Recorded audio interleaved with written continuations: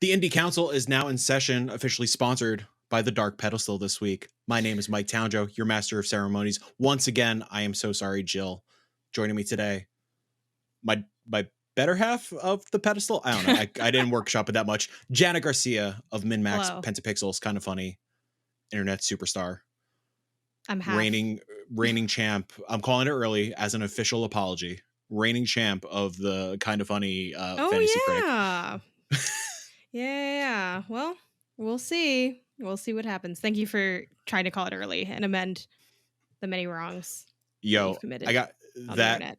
I gotta say, I have to commend you for your response. Can you set up what this was so people who don't obsessively follow us Sure. will know what we're talking about? Janet, everybody obsessively follows us. I know, right? Like, but the three people that stumbled across this and I don't know, some type of desperate act to add more podcasts to their repertoire. This is for you. So you are a part of the Kind of Funny Fantasy Critic League this year. I think you're repping Team PS I Love You. It's Team PS I Love You versus XCast versus Gamecast. Just versus XCast. Wow, Tim coward. The console wars are fought in Fantasy Critic. That's true.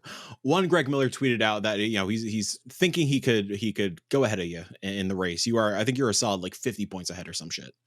It's not that big, but I'm ahead. I am ahead. 100 points, 120 points ahead. It's points. Wild, thousands of points. And I wasn't paying attention to who he was talking shit about. Maybe I wasn't totally paying attention to who he was comparing himself to. I will use that defense. It's hard to use that defense when you did name me in your apology follow-up. So but continue. Hearsay. I suggested like, hey, pick up Warhammer, pick up SteamWorld Build, clinch this. You know what I'm saying? You got this. And then you had the biggest fucking slam I've ever got hit with in my entire existence. Can you, if you have the capabilities of pulling it up, can you please read what you said to me? I'd love to read it. I wish I said less things on Twitter so I could grab it faster, but I will get there. I know, it's always the worst. Between the promoting the 800 things. Okay, let's see. We're getting warm. We're getting there.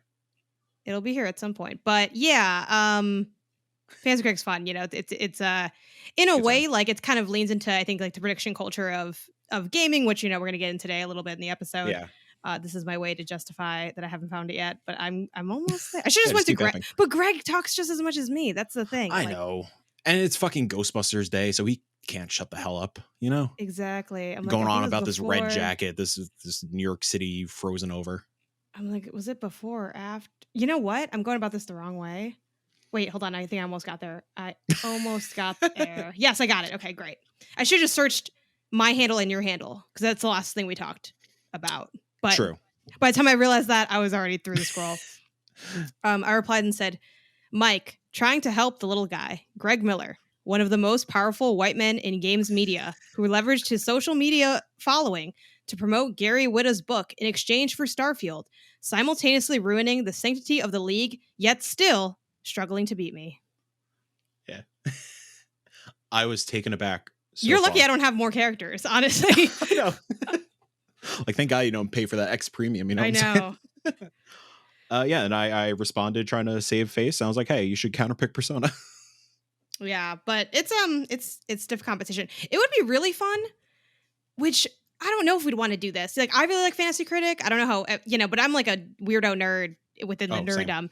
But it would be really fun if the four of us did Fantasy Critic next year, but indies only. So here's the thing, Janet. You already do IndieCast, we do an indie-only league. Do we do IndieCast cross-council? Make it even more difficult. that could be fun. That could be fun. Yeah. Not that this wasn't already fun, but I'm like, I'm just adding more leagues. We make it like, more fun. I'm like those weird, like, I really relate now to sports people, which fantasy sports is way more hardcore and like layered than this is. Like, this is simple because it's just like, what did the game score? The end. Versus like playing different like it's a whole thing if you do fantasy sports. But I relate to the sports people because I care so deeply about my fantasy league, and I tell everyone in my life about how I'm doing. And some of those people probably don't really care, but they still get the updates. So I'm one of those people who's like, I'm in three fantasy leagues. It's all I ever talk about, Yeah. Yeah, doing the indie only league is interesting because you have to kind of play an additional metagame of like, okay, we know this game is going to be a banger. Are folks going to review it? Like, are people going to be paying attention to Cocoon, for example? Is Cocoon going to get open critic scores? So it's a weird metagame. This year, atrocious performance all around by the IndieCast crew, by the 6-way indie crew. It's awful. What was your biggest flop and your biggest dub within that? I'll pull it up. Hold on. Now it's my turn to vamp a little bit. Yeah. It's interesting how, like, being a video game fan, we're so, like, I don't know, we have a lot in common with, like, the fantasy sports crowd. Like, we're so enthusiastic about scores and stats and launch dates and all this dumb, boring stuff. Sometimes we have more fun with that than the games themselves. Oh, for sure. I mean, I talk about it all the time, most of the content that games media inherently does is pre-release. Like, the game comes out and it's like, oh yeah, I played a couple hours, and then we do it again for like another game. Yeah, and it's like old news, you know? Yeah, it's a pretty quick hit. I mean, you'll see stuff deviate to try to break out of that, and that's always fun. But ultimately, like, at the end of the day, it's like, oh, I'm looking forward to this thing. Well, let me find everything I need to know about it, and then let me not play it when it comes out, and then move on to something else. So I got it up. My lineup this year. So I think I'm all done for this year, which is awful. Also, no, I got The Last Faith still coming. My first round pick was Skate Story. Obviously slipped out of this year. Gumbrella got an 80. I had another Scrap Treasure, which obviously slipped. SteamWorld Headhunter. We haven't heard anything about that game in such a long time. The Last Faith is still coming. 9 Years of Shadow got a 68, unfortunately. Blasphemous 2 was a banger for me, 84. Nice. After Us, straight 70. Stray Gods, 76. Harmony, The Fall of Reverie, which I forgot came out this year, 78. Viewfinder, 83. El Paso Elsewhere, 79. And then I counterpicked Chia because I didn't trust Chia. And I'm glad Jenny's not here, so I get to say that. No, that's fair. That's funny. Yeah, I picked up Chia in my draft. I did trust Chia. So, look, we're even. It's all washed, Jenny. Don't even worry about it. Am I in last? Yeah, I'm in last. Fuck. I think it's because of all the things that fell out of the calendar year. But it's tough when you pick up something and it loses you points. I feel like that's a lot. Yeah, like I could see that be. I don't want to say it's easier to happen in the indie space because that's kind of implies like, oh, like it's hard. I think it's just harder to tell because there might not be as much info on the studio, like as much of a in-depth history of what they've produced. Not that that's all, you know, I've seen plenty of AAA games get picked up and then score well underneath 70. But yeah, avoiding that can be tough. And I think, like, to your point, the Chia thing, Chia is a game that I was looking forward to, but I wasn't sure if it would feel good to kind of move around the space until I started playing it in the preview cycle and the review cycle. And I'm like, yeah, this works. And it's actually even more fun than I thought it would be. But that's kind of one of those things where you don't really know until like you get your hands on it either. So yeah. Yeah, especially like leading up to where everybody was comparing it to like Breath of the Wild and stuff. And it's like, will it hit those, like, will it scratch the same itch that Breath of the Wild did? And it seems like it did. I still haven't touched it. It's been downloaded on my console since March. Yeah, it's fun. It's cute. I enjoyed my time with it. It's I like how it's very like cozy collectathon. Yeah.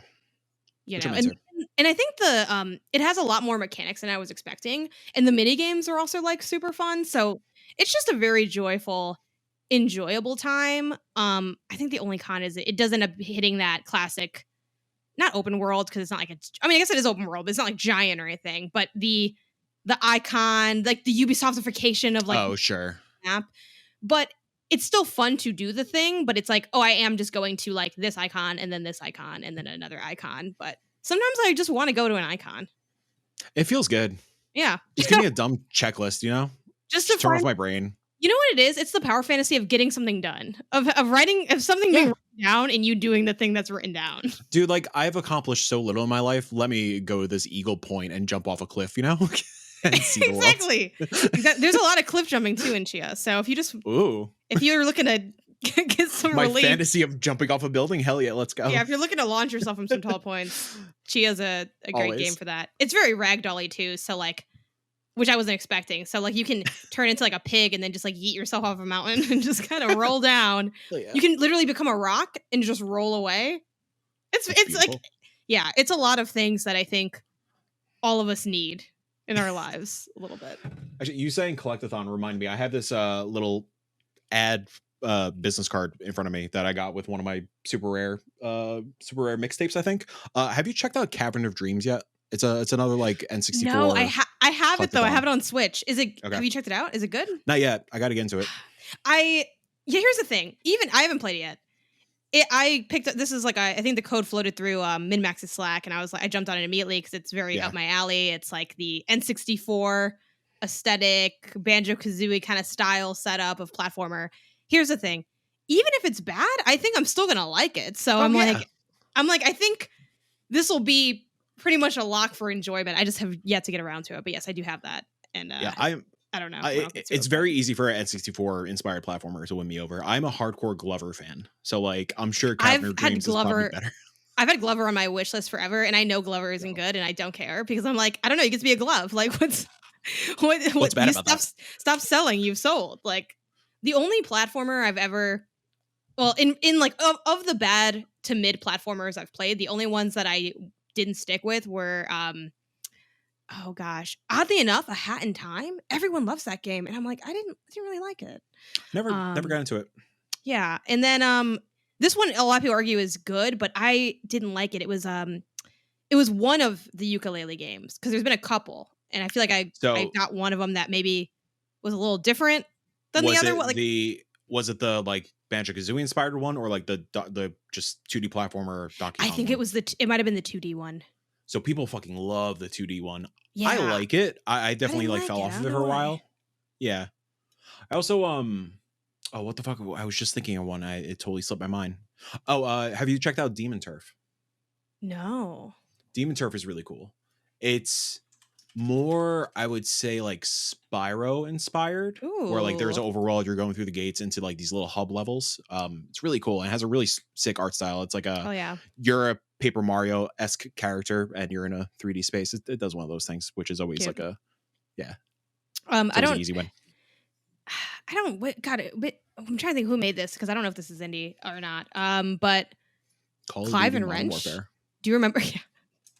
The old classic. Yeah, Clive and Wrench. What would that call? Let's see, who made Clive and Wrench? Clive and Wrench was published by Numbskull and developed by Dinosaur Byte Studio. That's got to be an indie studio, right? I don't think that's... Man, that's Curious George. 100%. I don't think that's a very dense team. I think it is like a small studio. I'd have to dig a little bit more. Clive and Wrench is a game that, in a technical sense, isn't really that good, I guess. I love it. Sure. I had a blast. I didn't finish it. It's sitting at mixed on Steam. Check it out. Like, if you're again, you got to know yourself. Like, if you're into platformers, if you're a platformer stan, if you love the old school mascotness, there's a lot of layers to the platforming that they added. So it's like you're a bunny and you got like your friend's a monkey. It's like in that Banjo-Kazooie setup, right? Classic. And you can take the monkey and you can whip them like a helicopter and use them to like hover around. So it's like, again, I only spent maybe like an hour or two with this, and I'm like, yeah, I'm having a lot of fun. And again, if you like platformers, there's a good chance that you're also pretty good at platformers. It's not meant to be hard, but it's one of those things where I feel like when you're not as like super good at platformers, you might hit the wall of jank a little bit more easily, where you're like, oh, sure. But like it's, when the mechanics maybe aren't as, refined as the hits, you might feel that weight more. For me, I'm like, I can jump in almost any game, even if the jump was maybe a little flawed. I'm like, this is good enough, I'm like, I can get around just fine. But yeah, this is the pitch. Clive and Wrench is a 3D platformer starring Clive and a rabbit and Wrench, a literal monkey on his back. Your adventure takes you hurtling through time and space in a 1950s refrigerator on a heroic quest to thwart the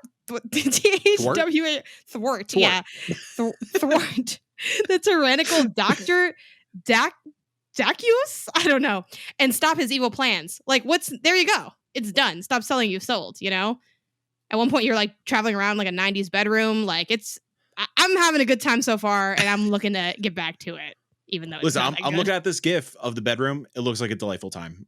It's really, it's like you're a little guy in a big world. It's fun. Yeah. I always like being a little guy in a big world. And now that I see the whipping the monkey around in action, Yeah. Wild. Mm-hmm. There's another one. It's out in early access currently, but it's coming Ooh. out on my birthday this year. It's called Raccoo Venture. All of these sound made up. RACCOO Venture. You play as a raccoon. I think you have a little pigeon friend. Right now, sitting at very positive on Steam with the early access period. Very excited like to play this little raccoon boy. Like a 9 out of 10. Which again, these are some every now and then that doesn't end up being true for me. But yes, yeah. I'm like, who are these people? I'm like, oh, Dave97. I'm gonna put all my eggs in this basket. Yeah, sure. Why not? You know what I mean? Right? Why not? No one else is. Here's the thing.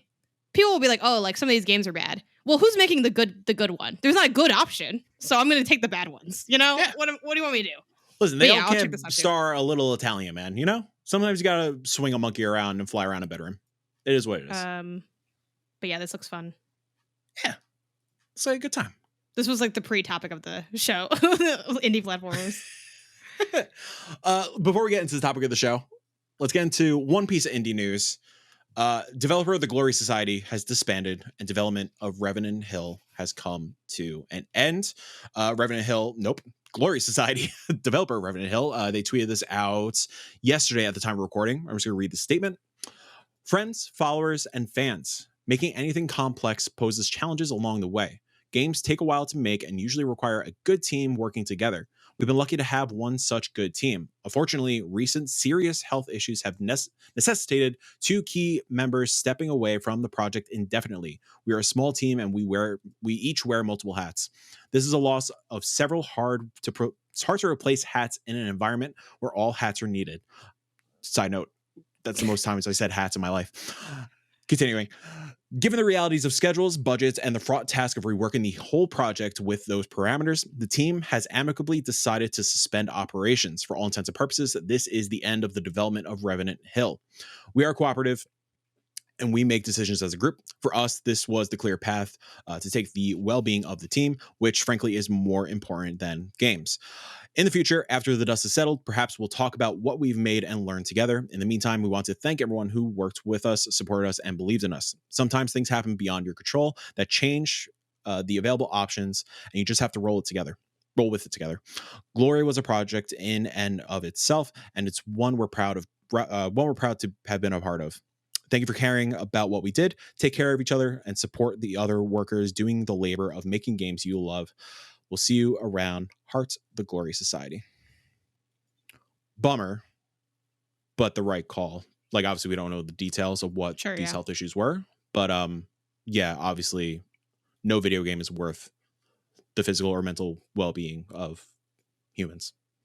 Right. Yeah. I mean, I guess it, and I think it makes sense too. Like sometimes you'll see a project continue or get like the IP will get passed to somebody else. Sorry, the water thing took me out of it. I was like, what's going on? Oh, did you hear the little... Yeah, I did. It sounded like a balloon, like slowly losing air. But anyway. Quick side note. Yes. Did you see my plan for Extra Life this weekend? The 6-1 Indie Extra Life this weekend? No. Now I'm scared. What is it? Every donation we get, every singular donation, not like whatever, any donation over $3, we're going to blow up one balloon. I have 300 balloons downstairs. Hell yeah. That's great. I'm scared and looking forward to when there are so many balloons that you can't move without them popping around you. And it just becomes... I'm looking forward to like 4 a.m. just popping like 12 balloons deliriously exhausted and tripping on the Witches Brew. The Witches Brew, by the way, a few cans of Monsters mixed in together to various flavors. Might do Diet Witches Brew. So it's like the King's Cup of Monster. Pretty much. All right. Well, that's one way to be. But yeah, I was just gonna say, sometimes you see an IP or idea get sort of passed along formally, like, hey, I'm not gonna work on it, but you can continue. But obviously for them, that didn't seem like the right decision. So it just makes sense to end at that point. And I can see that being the case. There are definitely like projects that I've done that I, have continued outside of the people I initially worked with, and other things that felt like the idea isn't the idea without this specific group of people. So yeah, I mean, hopefully everyone resurfaces in the industry if that's so desired by them. So yeah. Yeah, I think this is one of those special projects where it feels like it is that team's baby, and like it probably wouldn't have been the product they envisioned when kicking off this project.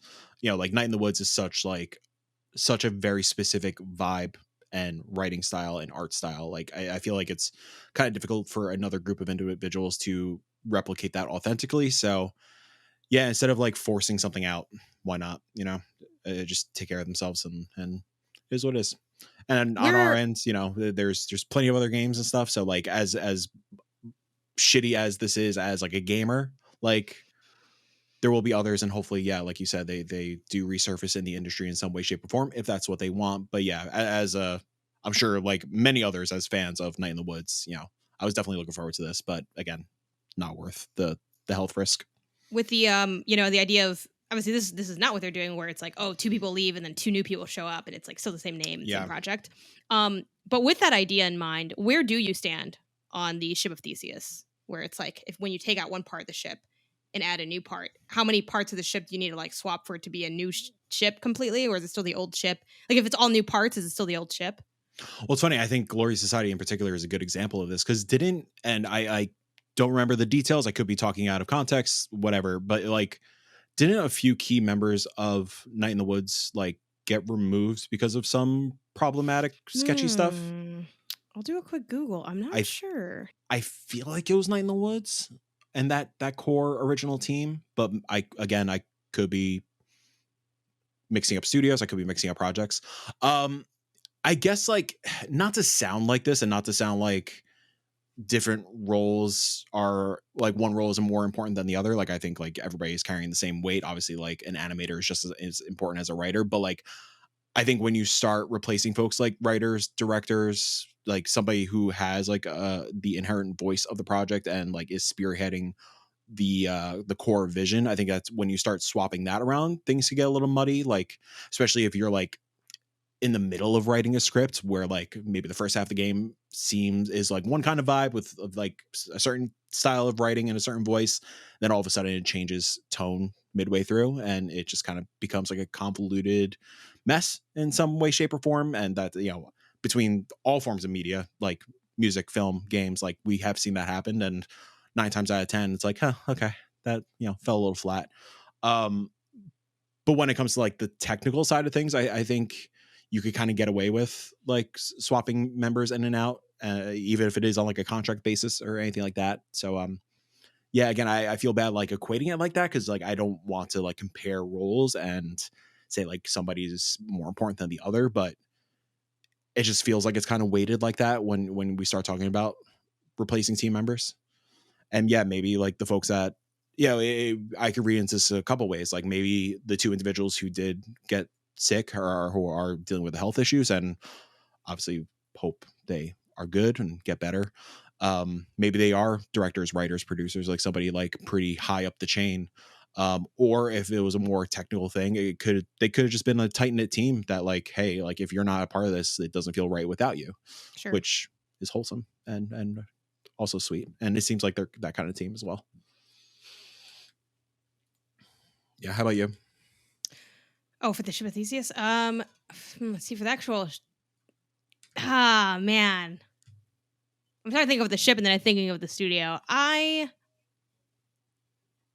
think as long as it's gradual, it's still the same ship, and as long as it's gradual, it's still the same studio. Because I think, over time things change, whether it's hopefully it's for good reasons, right? People maybe moving on to do different things or switching roles or just deciding they want to do something else. And I think of this with jobs a lot because like in the industry, everyone's like passing around the same like 82 jobs and it's like, oh, I worked here and then I'm there. So we see that happen a lot on the, the media side, the creation side, the PR side, and certainly the development side as well. I think as long as people are rotate through sounds kind of gross, but like if there isn't like super drastic change like overnight, it's still kind of the same core studio in the sense that you might have a guiding ethos or even just like a work structure that sort of defines who you are as a studio versus, instances which we've seen, in the industry where it's like everything's disbanded, the name's kind of sold. It's like I don't want to say reskin because I don't want to disparage people that work at maybe places Right, that of course. went under and then are there in name only. But it is like, well, it's the same, but it's kind of not. But maybe they're still trying to accomplish the same things. You know, like the situation with, you know, Telltale Games is like one that comes to mind. Which of course I think they do have a few people that were like from the last iteration of that studio, and obviously they are still operating in that narrative space, and that's kind of their way of maintaining that identity as a through line. But because it was so like scrapped and remade, that does feel like a little bit different. Like it kind of needs to get reestablished, I guess, again, to have identity 2.0 in those scenarios. So I did find what I was referencing, and yeah, it was the Night in the Woods team. Okay, yeah. So a lot darker than I thought it was. So bit of a content warning or whatever, trigger warning. So back in 2019, August 29th, 2019, team behind the indie hit Night in the Woods has cut all ties with co-creator Alec Holoka following this week's allegation of emotional and sexual assault. Emotional abuse and sexual assault. Holoka was one of a team of 3 that made Night in the Woods, serving as its coder, composer, and co-designer. And then there was an update very shortly after that he took his own life on September 1st. That same year. Yeah, so that's fucking horrible. So yeah, it seems like this team just can't catch a fucking break, which, yeah, awful. Now it was a fucking weird transition. I know we either go into like the topic or also like the other thought I had was, even though I didn't watch the Playdate showcase, that's why we didn't cover it here. But I was going to mention that there's a new cover for the Playdate, like a new colorway.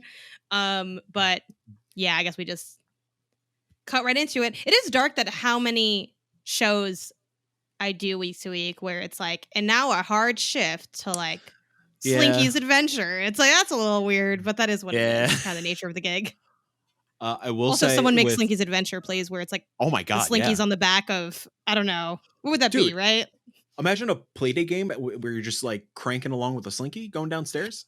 I did see that could have came out today. I don't know because I didn't watch the thing, but I did get the email. Like, and I'm not gonna lie, I kind of just like did like a quick scan. Yeah. But that team puts a lot of gifts in there, which is kind of nice. I saw a game that's, I don't know what else happens in the game, but you're a cat and you're like unrolling the toilet paper, and I was like, do I need to get back into this console? Dude, Playdate kicks ass. You gotta. I know. It's just we've talked about this. It's the light. I've debated maybe even getting like the headlamp light that you use. Get the headlamp, dude. It's great. Do you just look? And I don't know. That's kind of strong, right? I don't know if it's great. Do you just? It's great.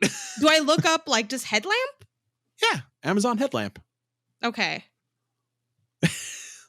Yeah, maybe I'll get you a headlamp. I'll buy one for Christmas. I'll paint it Playdate yellow for you.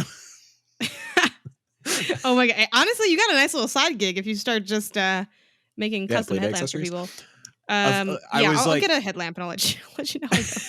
Admittedly, I was over the headlamp for a while. I was like, listen, I gotta figure out something else. I did try to make a makeshift worm light. Yes. So I tried to go from the charging port of the Playdate into a little USB-C adapter. And then from the USB-C adapter, I found it was USB-C to normal USB. And I found normal USB like worm lights essentially. But unfortunately, it seems like the port only draws power in, but doesn't put power out. I'm not an electrician. I don't know how that shit works. Sure, but I'm assuming that's what it is. That's my strongest hypothesis behind why it didn't work. But headlamps. Could we just get like maybe a rechargeable like book, like a book light maybe that could just. Yeah, the problem is the size. So you have to comfortably. I have monster hands. Yeah, they're atrocious. Hands, so maybe. Yeah, see, better for you. Like you just gotta find a strategic place to clip it. Like for me, it's just like there's no room for hand and clip unless I clip it on my hand. But at that point, it's just a headlamp for my hand. A flashlight, is someone would call it. Yeah, a flashlight. Yeah. Yeah. All right. Well, we'll figure something. You know, I do have actually a lamp here that if you're watching the video version. Like kind of bring it to the camera. Ooh. I could just, wait. You know what I mean? I could just. Yeah, you turn it on like lamps. These, yeah, these conditions. We just use any lamp. So, Maybe this is the way to That go. works. I don't know. It I mean, does. It does work, and it's in a technical sense. They can't say it doesn't work. Was that like the alternative? Also, like they have the web player, but like, what's the point of the web player if you're not going to play on the little boy? You know, the little play date. You know. Yeah. I don't want. I want to use the device. Yeah. You know. I also would love to start using this because I want to make it my travel console because I'm tired of. We talked about this thing on the show too. I'm tired of bringing my Steam Deck and just lying to myself. I can't stop lying to myself though, so I need to. This is like my nicotine patch for lying to myself that I'm going to play games on the road. So. Dude, especially whenever I'm rocking shows, I'm always like in a flannel or a button up shirt or whatever. That it slips so nicely into just the pocket right there. And you're just, whoop. When I'm hanging out, hanging out at karaoke, and everybody's just clamoring for the play date. Oh, here you go. So that's a great place to play the play date in the pitch black of a karaoke room. As the disco ball is spinning, you get a glimpse every time the little spotlight hits. Yeah, I'm like, it reminds me of when we didn't have backlights, which is a time to remember, you know, like anyway. But my alternative was I was going to try to like find on eBay or whatever, like the old school, you know, like they used to attach to the Game Boys. It was like one of these guys, like let's say this hand is the Game Boy, and this hand is, it's like a light attachment that goes up top, and it's like a magnifying glass right here. Yeah. Oh, and on the magnifying glass are lights. I don't have mine anymore. I was gonna say, I swear to God, if you just pull one out right now. I used to. It's because the thing is, I think I got rid of my old GBA. Like I had an old like regular GBA, like a normal GBA. I only have the modded one now, which doesn't need. I gotta get a modded one. Yeah, get Do you have like a place in mind where you're gonna get it from? I've had 8-bit aesthetics bookmarked for like years. I just haven't pulled the trigger yet. Let me look that up. You're gonna make some good stuff. I did have the Analog Pocket in my cart when the translucent ones came out a couple weeks ago, but I did not have the funds to pay for it up front, so I tried to use Zip Pay or Quad Pay for to split it up in 4 ways.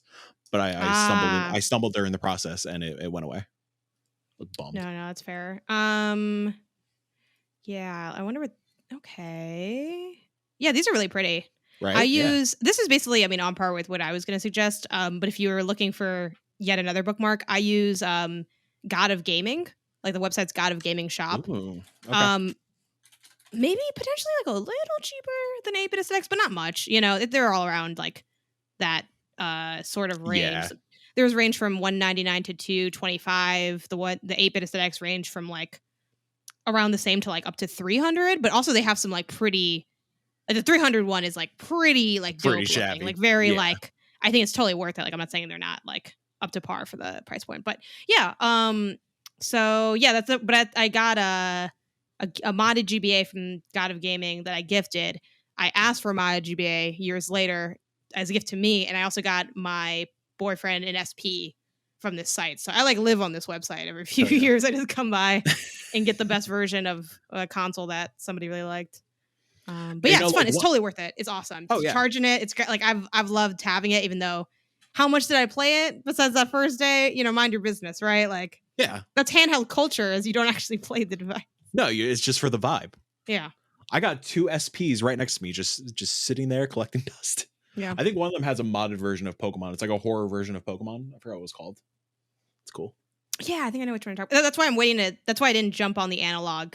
Because I'm like, I know I'm not really going to play it. And also, I love the ergonomics of the GBA more. Like, I wish the analog made a GBA. If the analog made a GBA version, even if it was, you know what I mean? Even if the guts were like kind of the same stuff, I would be way more into that. I think the GBA is peak ergonomics. I agree. Yeah. Pokemon Cursed. Oh, it's a ROM hack that somebody put on a cart. Oh, yeah. The cool thing also, I really, just to kind of like bring it back to indies a little bit. I don't know how the hell we got here.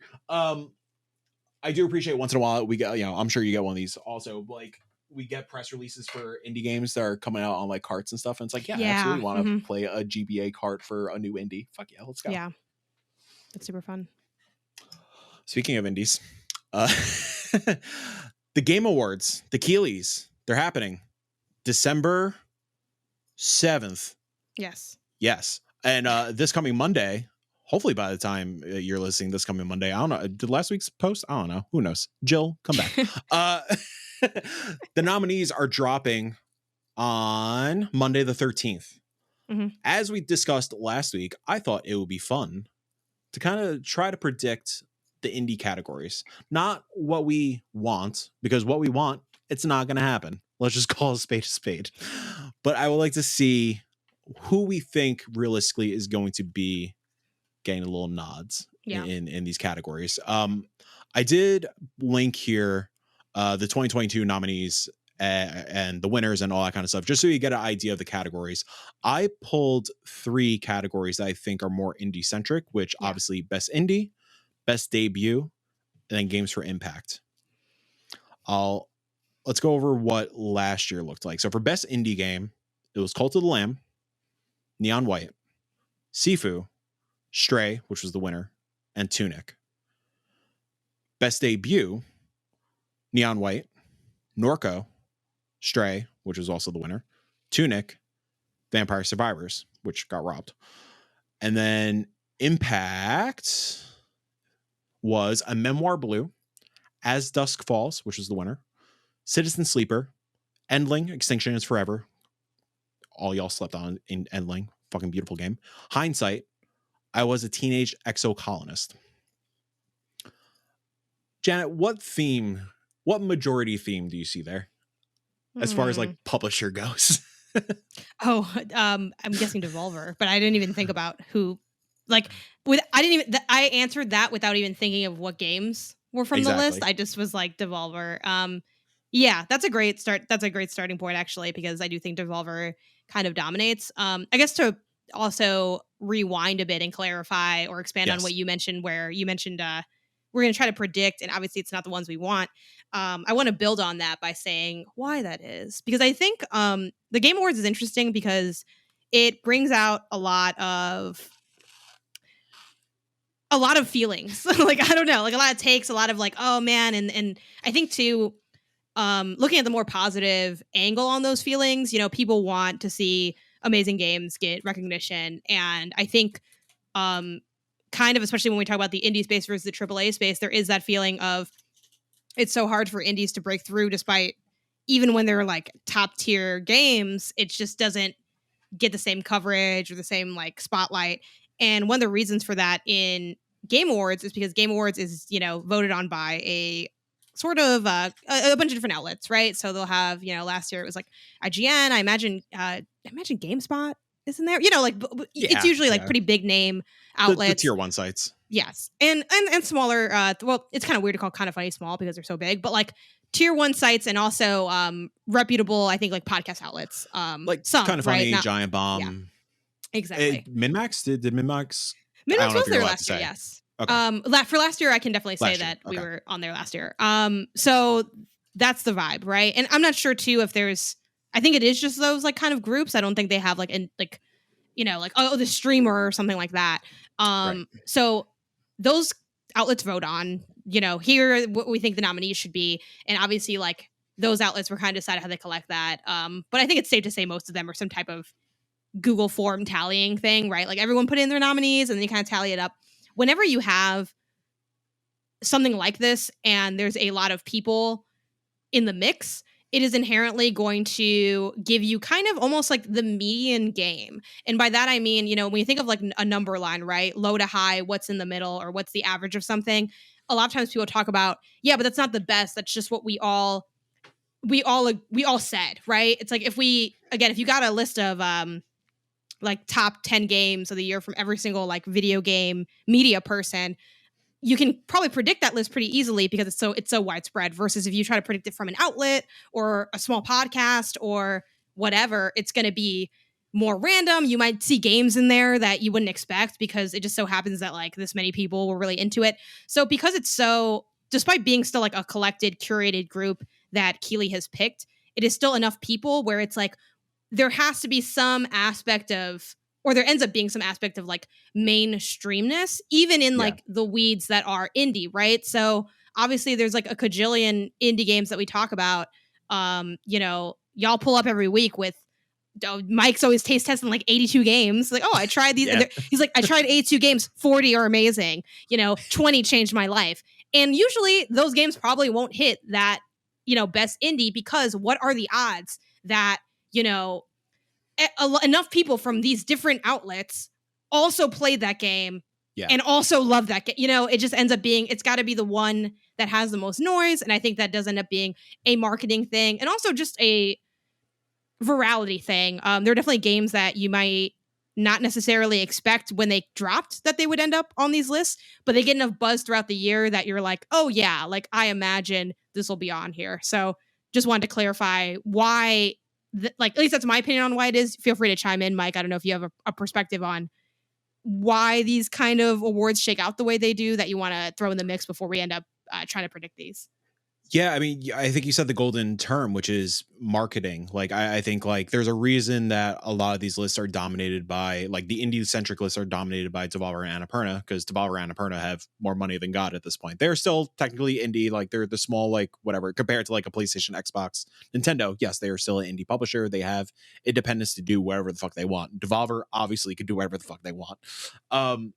But yeah, I think it does come down to, like you said, making noise. And especially in a year like 2023, it's hard to think about which indies broke out, like which indies were kind of funny talking about. Like outside of Janet Garcia, like what indies were like Greg and Tim talking about? Like, I feel like not a lot.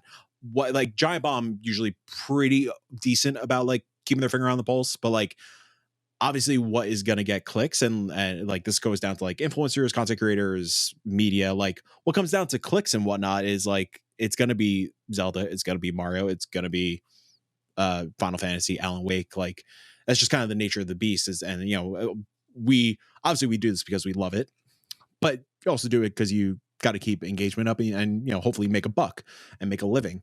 So I think it's going to be an interesting turnout in a year as a giant flooded AAA year like 2023 was, because there are a few standouts that I think like broke out of the pack and broke that noise factor. But is there enough that like, are there 6 in each category that did so? I don't know. Like that's another I'm very good point. Curious. Yeah. That a lot of them end up being double dips. Like in the last, and Definitely you know, will, you don't have every single year like in front of us, but even just from that last year, it's like Stray again. Was this the first game they made? If so, Stray, you know, like that's just kind of how that ends up being. I think too, and another struggle ends up being as well. You know, people talk about recency bias, and I think that's a very real thing. It's hard to remember games from before unless you like really like get aggressive about it. Like it's funny, everyone said that about like Hi-Fi Rush. They're like, no one's gonna remember this though by the time it's time, and everyone's like been, I feel like, desperate to make sure they remember, which is unique. I don't know. It's like it doesn't happen very often, but like people have really made that a point. But I think it happens with indies too, where, you know. I have a quick question about Hi-Fi Rush. Do you think people will see that as an indie game? It's not, but do you think people will perceive it as an indie game?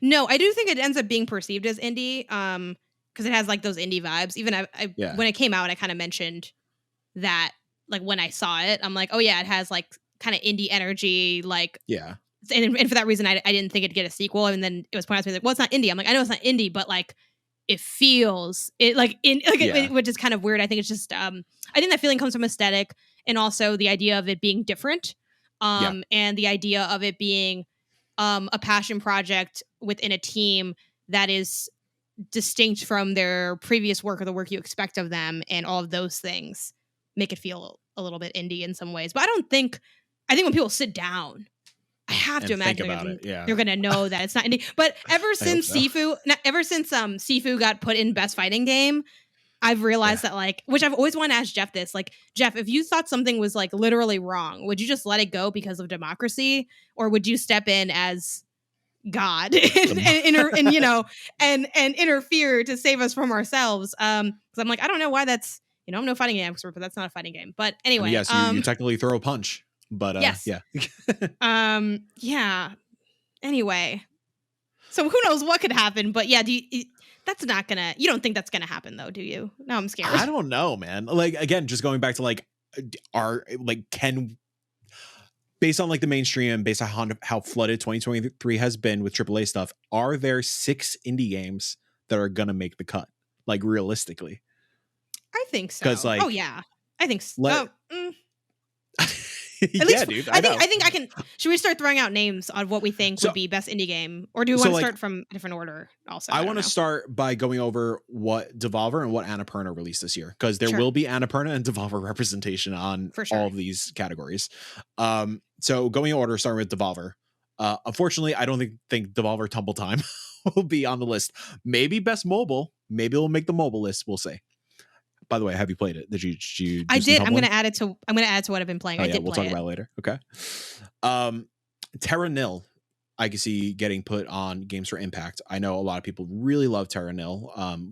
Don't know if it made mainstream impact, but again, off the top of my head, even outside of the indie space, I can't really think of many games that could fit that category. I'm sure there's some glaring obvious ones from earlier in the year, but I think Terra Nil is an easy pick. As much as I adore it, I don't think Bleak Sword DX is going to make the list. Sludge Life 2, too weird, I would say. Karmazoo, it's coming out soon. We'll see if that breaks through. I don't envision it doing so. As much as Jenny adores the Cosmic Wheel Sisterhood, I think Jenny is the only person who I ever hear talk about the Cosmic Wheel Sisterhood.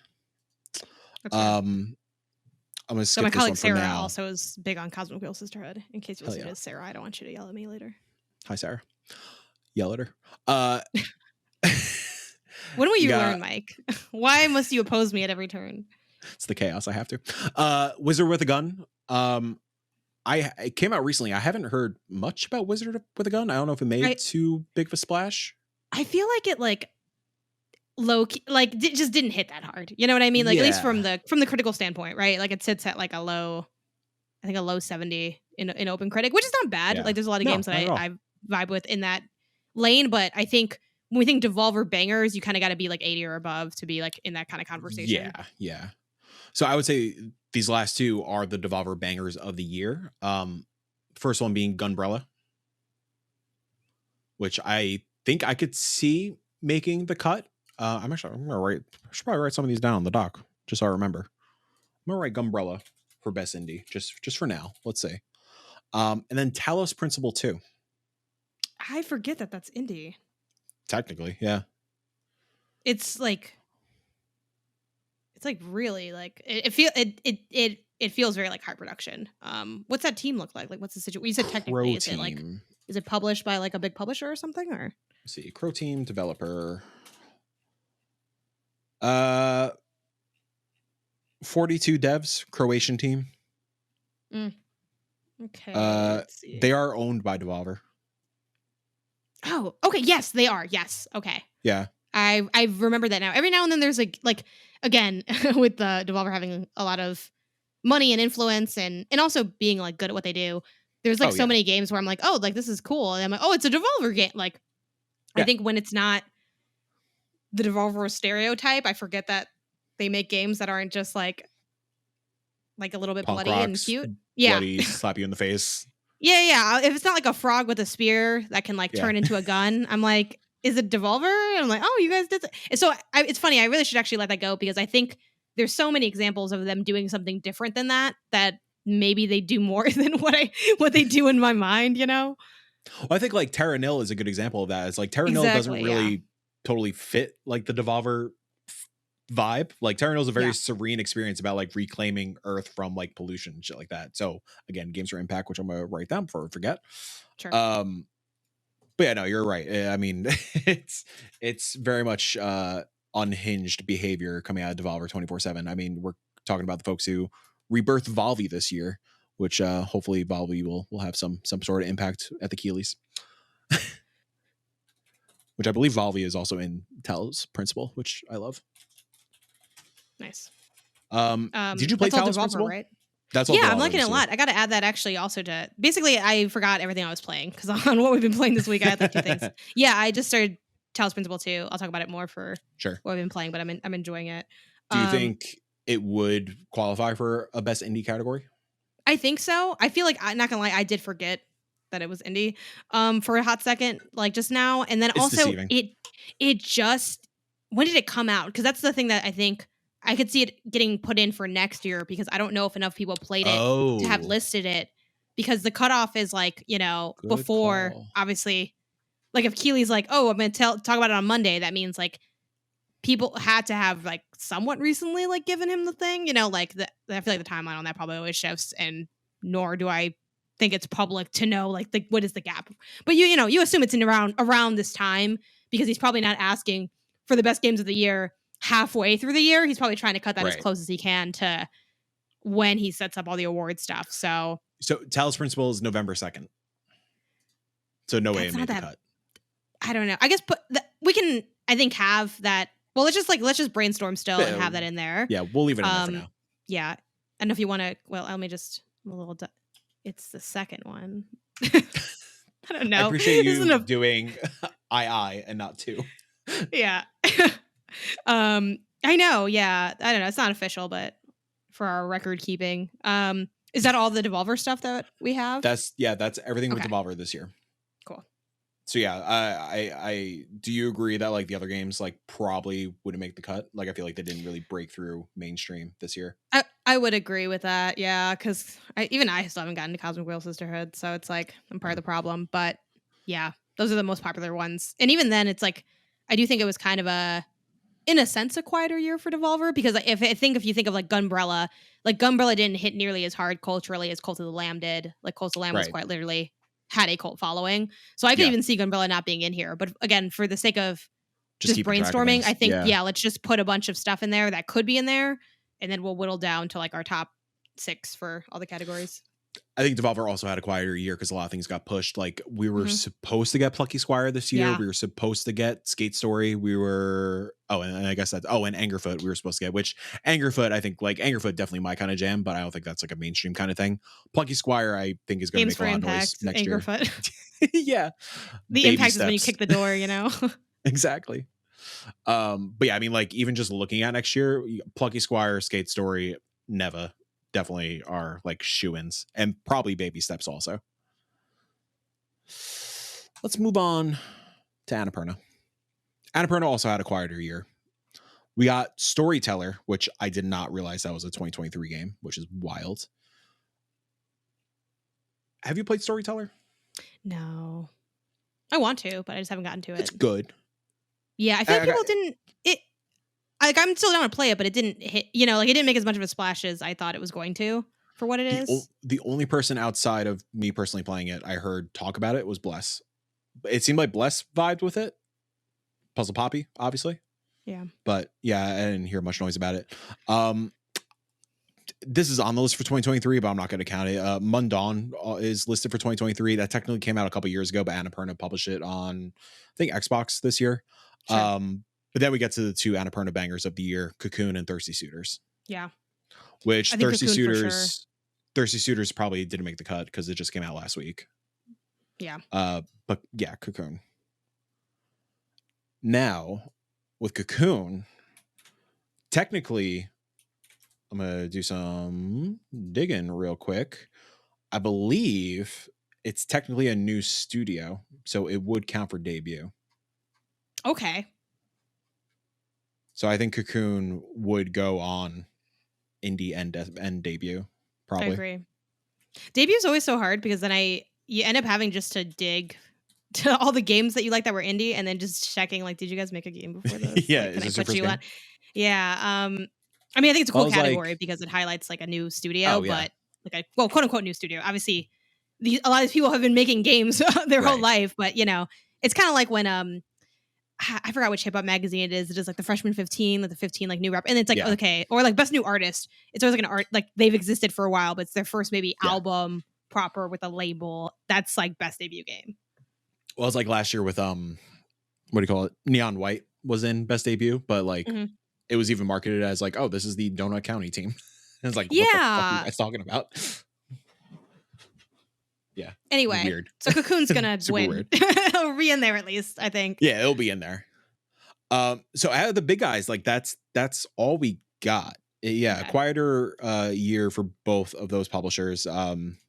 Even 2024 right now, super quiet for Annapurna. We have a secret big guy that I almost forgot about. Nintendo. Our buddy, Lies of P.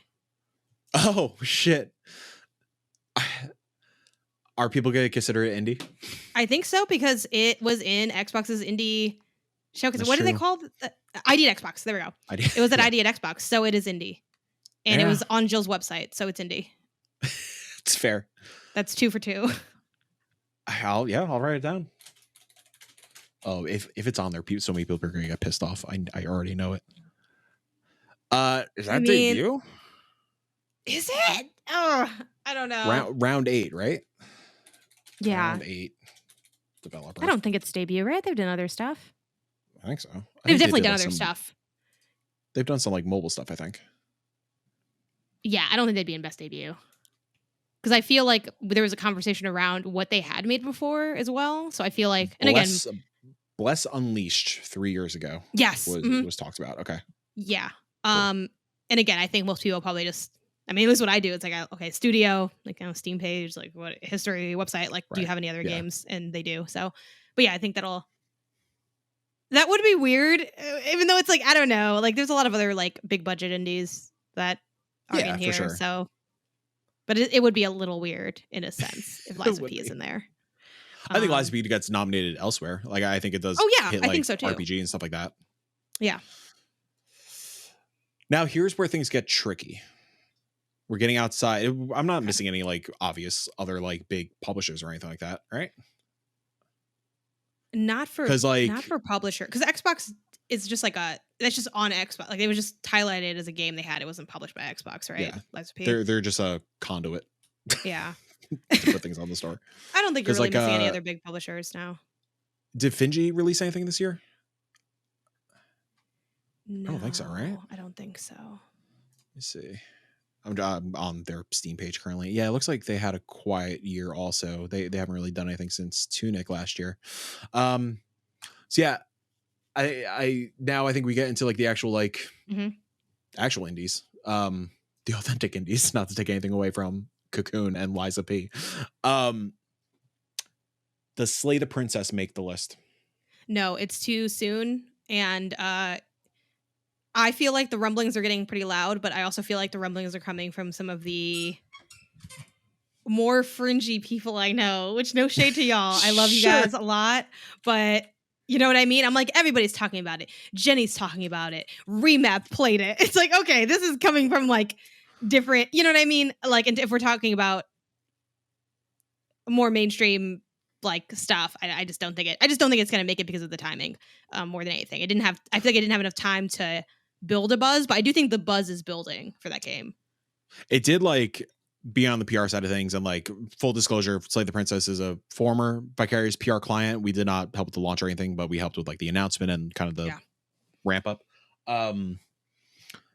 It like really swept the storm when it comes to like tier 1 sites. Like PC Gamer was talking about it. I know like fucking The Gamer was talking about like all these bigger sites, Games Radar. So yeah, I would be delightfully surprised if it's on there. I did just Google the cutoff date. The cutoff date, weirdly enough, and I don't understand how this works. The cutoff date is November 17th. I find that to be so weird. I hate that that's true. I think it just opens the door for like jank. Like I don't understand why that's in there because and frankly, the nominations are coming out Monday. So like, how does that work? I get why that exists. I assume it's probably Keighley trying to account for embargoed games, but frankly, I think we should lean more heavily on just released games simply because especially a larger outlet, especially depending the kind of game it is, you might not get a lot of like a lot of your staff may not have had the chance to play it. So I just don't think it makes sense to lean more on space for embargoes because not everyone is playing an unreleased.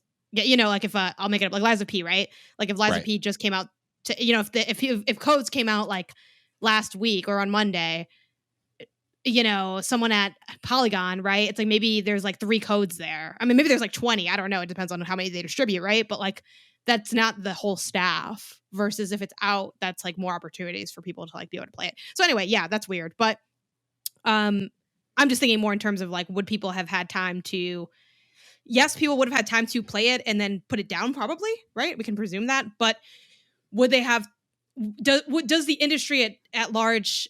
Did they have time to fall in love with this indie game? And I feel Yeah. like the answer is no to that question. Yeah, no. Yeah, I agree. Sea of Stars. So we'll talk. We did forget a fucking obvious one also, but yeah, let's talk about Sea of Stars. I'd like to think so, but like I feel like Sea of Stars kind of, again, like it's like because of the nature of what this year looked like, I feel like Sea of Stars kind of came and went. Like Sea of Stars launched right around Starfield and stuff, and the other big obvious one, which also launched around Sea of Stars, Baldur's Gate is technically indie. It's a self-published game, independent studio. So like, where does that come into play also? Oh yeah, do you think that's going to be in there? I think people are going to be too caught up on putting Baldur's Gate for everything else. Fair. To put Baldur's Gate in indie. But also like I think, and that's what ends up being kind of tough with like these indie categories where you want to celebrate kind of like the little guy. So it's like, yeah. And I do think there's something really cool about that Larian Studios being independent and kind of being like really powerful and successful this year, and sort of like I think that should be celebrated for sure. And in a sense, this is the category. You know what I mean? Like I don't know. Like I don't know if people are going to nominate for it though, so I wouldn't predict that it's going to be there for best indie. Even though I do think they should get props for being an independent studio, and it is cool that they're an independent studio. But I think because they'll probably be nominated for like Game of the Year and other things, right? Yeah, I would imagine people filling out whatever form or bracket or ballot might be like, you know what, I'd rather put, you know, a list or my one or two or however it works for whatever outlet of other titles that maybe aren't going to be in the other categories. Yeah, I tentatively agree, but I would not be surprised. I wouldn't either. But yeah, with Sea of Stars, I would like to think Sea of Stars is on there. I know it's like everyone. I'll look at that Indie Informer on Metacritic. Yeah, like just looking at the Sea of Stars reviews is definitely like it got attention from the big sites, like you know, DualShockers reviewed it, Game Informer reviewed it, PC Games End, Shack News, Games Radar Plus. So it definitely broke through the mainstream for at least that small window before Starfield and all this other stuff dropped. So yeah, I think yes. I think it'll be there. Yeah, I feel like it's gotten a lot of mainstream press. The scores alone, I feel like, are enough to have people sort of acknowledge, like, oh, this is like a big deal. I think the fact that it's an RPG and a long RPG has probably deterred a lot of people from playing it. But I think the RPG heads played it and played it loudly. I frankly wouldn't be surprised if I see Sea of Stars in Best RPG of the Year, because there aren't that many RPGs in the year, right? It's like there's Baldur's Gate, it's Starfield. What's the other obvious one? Diablo, Cyberpunk. Yeah, I guess Diablo, Cyberpunk. Is there any other big one? I'm looking at the Metacritic list. I don't think so, because Mario RPG is not going to come out in time because so that's already tossed aside. So then I think that leaves, Sea of Stars and then like maybe something else or something, like I think there is, maybe, I guess would you count Lies of P as an RPG? I mean, it's, you level and so Lies of P will probably be there. It'd probably be Lies of P and Sea of Stars with everybody else. Best RPG. So I do think. Oh, Starfield. Yeah. I named Starfield. Oh, it still comes to 6. I don't know if it's always 6. I can't remember if you always have 6 in each category, or if it's just like however many they need with the limit up to whatever. Oh, sorry. Last year was 5. Okay, so no, that's a lie. Some categories are 5. Some categories are 6. I think it might be this. The cap is 6. This is my assumption. I haven't tested it or asked him.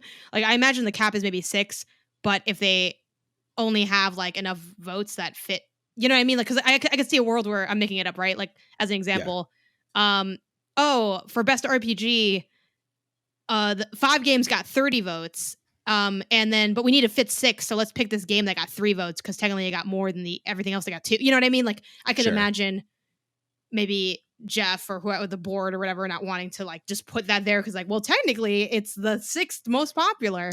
But maybe if they it got 28 votes, maybe then they do put that in there.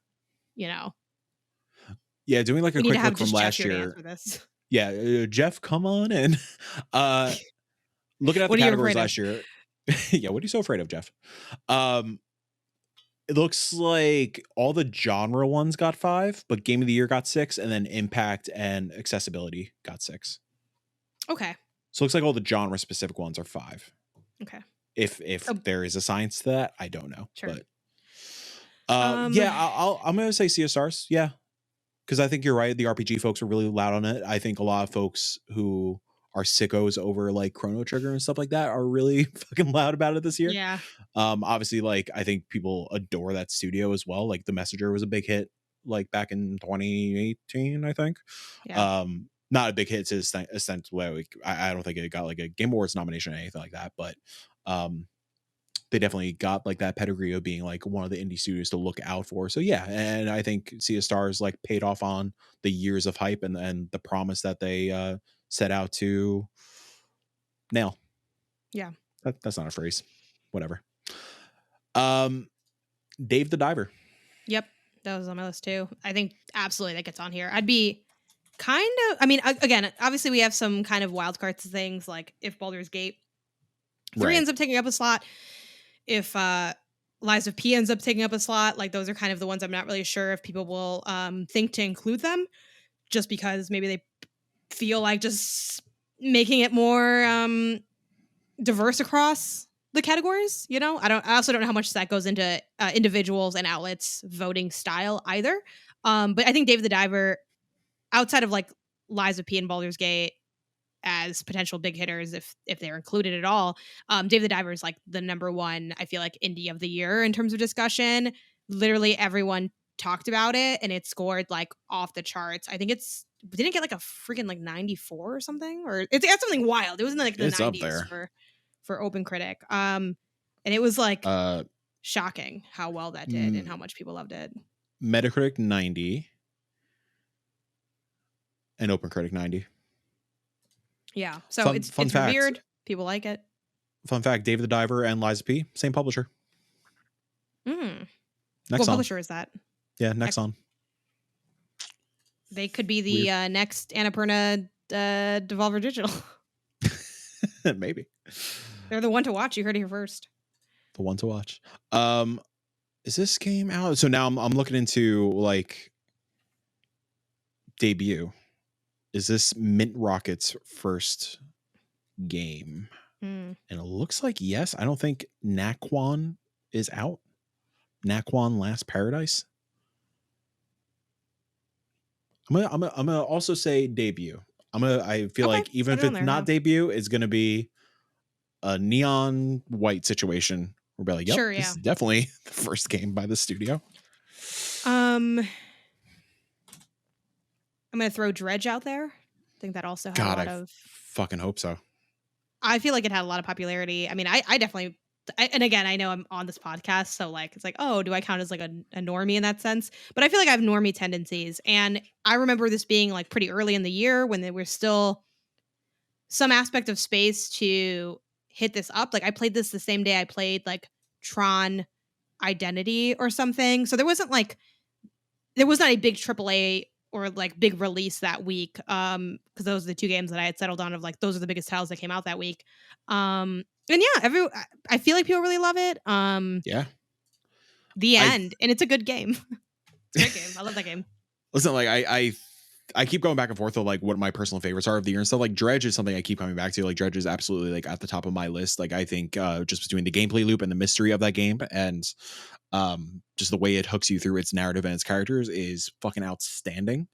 I'm trying to think of like, while we're talking, like see if what it's looking like on Open Critic, Metacritic. Sure. Because I feel like a lot of folks like the Kind of Funnies, the Giant Bombs, like folks like that, Easy Allies. Yeah. Those are the folks that really talked about it. But I don't know if we got any like scored review. It's sitting at an 82 on Open Critic. Yeah. Yeah, the PC Gamer, Eurogamer, IGN. Okay, it got the mainstream attention.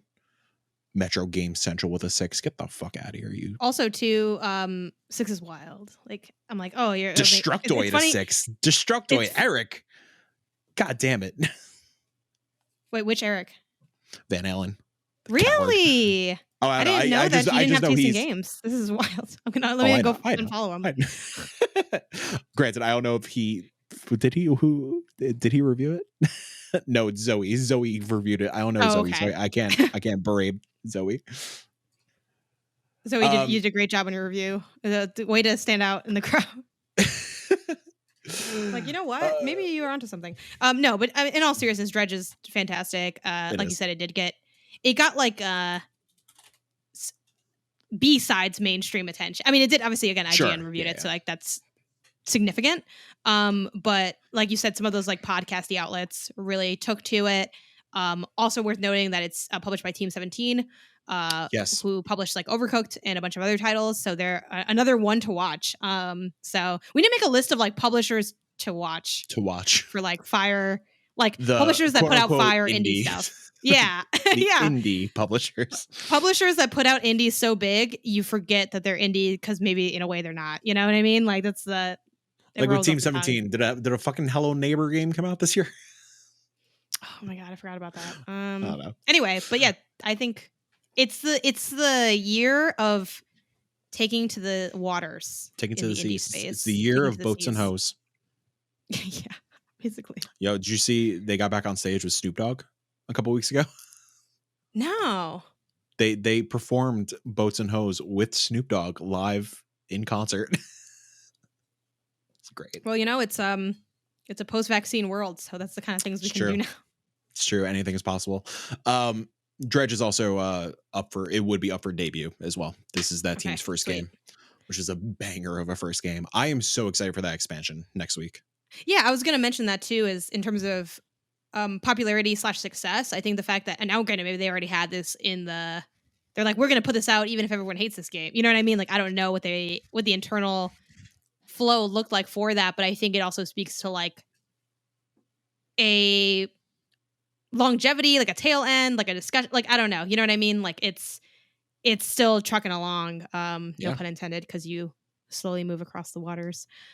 So yeah, and it's on is it on consoles or something too as well? Like yeah, PlayStation, Xbox, I think Switch. It got around, you know. It got around. The interesting thing also with that DLC expansion announcement, that was one of those my favorite things in the world. The 7 a.m. Hey, PlayStation fans, here are a bunch of indie news for you. Oh man, tweet out at 8 a.m. I can't believe I missed it. That's wild. Check out the blog. How could I have missed it? How could you have missed it, Janet? It is wild. Too bad they don't have a video series that everybody hates and could easily be rebranded to an indie show. State of Indies. Anyways, wildly enough, Rogue Legacy 2 was this year. Yes. I knew I was missing something. What do you think? Wait, no, that wasn't this year. I think it came to Switch this year, I think. Isn't it? Or it came to PlayStation this year. It came to PlayStation this year. Maybe. It all blurs together. Also, full disclosure, Rogue Legacy 2, former Vicarious PR client. Yeah, this is old, right? Yes, this is old. I think it was last year. Yeah, April last year. Yes. Okay. That would have been up for conversation though, because it's really good. I think to toss out another one, let me take out Talos Principle from this list. And we said Thirsty Suitors no because it just came out, is what we're thinking. I mean, now looking at maybe Games for Impact, Thirsty Suitors. Do we want to toss that in there? I haven't played it yet. Do you think it qualifies? Well, here's the thing. All right, it's time to take the gloves off. Games for Impact is a whatever category. Like, it's a great category with great games. Here's the issue with Games for Impact. It's not that I don't like games making an impact. It's that I think it is an ill-defined category. I think it's too open to interpretation. And what it ends up being, and I say this with a unblemished record of leftism, it is like the woke games category, unfortunately, where it's like games that have a focus on diversity, digging into culture in some way, or I think Terra Nil is a unique thing where it's like a more environmental angle. And again, I really want to be clear that I'm not trying to disparage those stories being told, but one of my issues with that ends up being that like sometimes they'll put in something that feels kind of random and they're like, this is a game. Like, I just wish it was just a more defined category, because it's defined currently as, I don't know if you could pull up the games, the Game Awards website. I think it's defined as like games that improve society or that celebrate society. Like it's something like that where it's sort of usually it's a game that just like leans on diversity in some way. I think Terra Nil's an interesting exception where it's looking for from a more environmentalist angle. But yeah, a lot of times they are just that kind of amorphous thing. And the reason I've put Thirsty Suitors in there is because, again, nothing against the game or anything, but one of the cool things about Thirsty Suitors is the cultural background and kind of leaning into that as part of the wider narrative. A lot of times too, it's also like the narrative game category.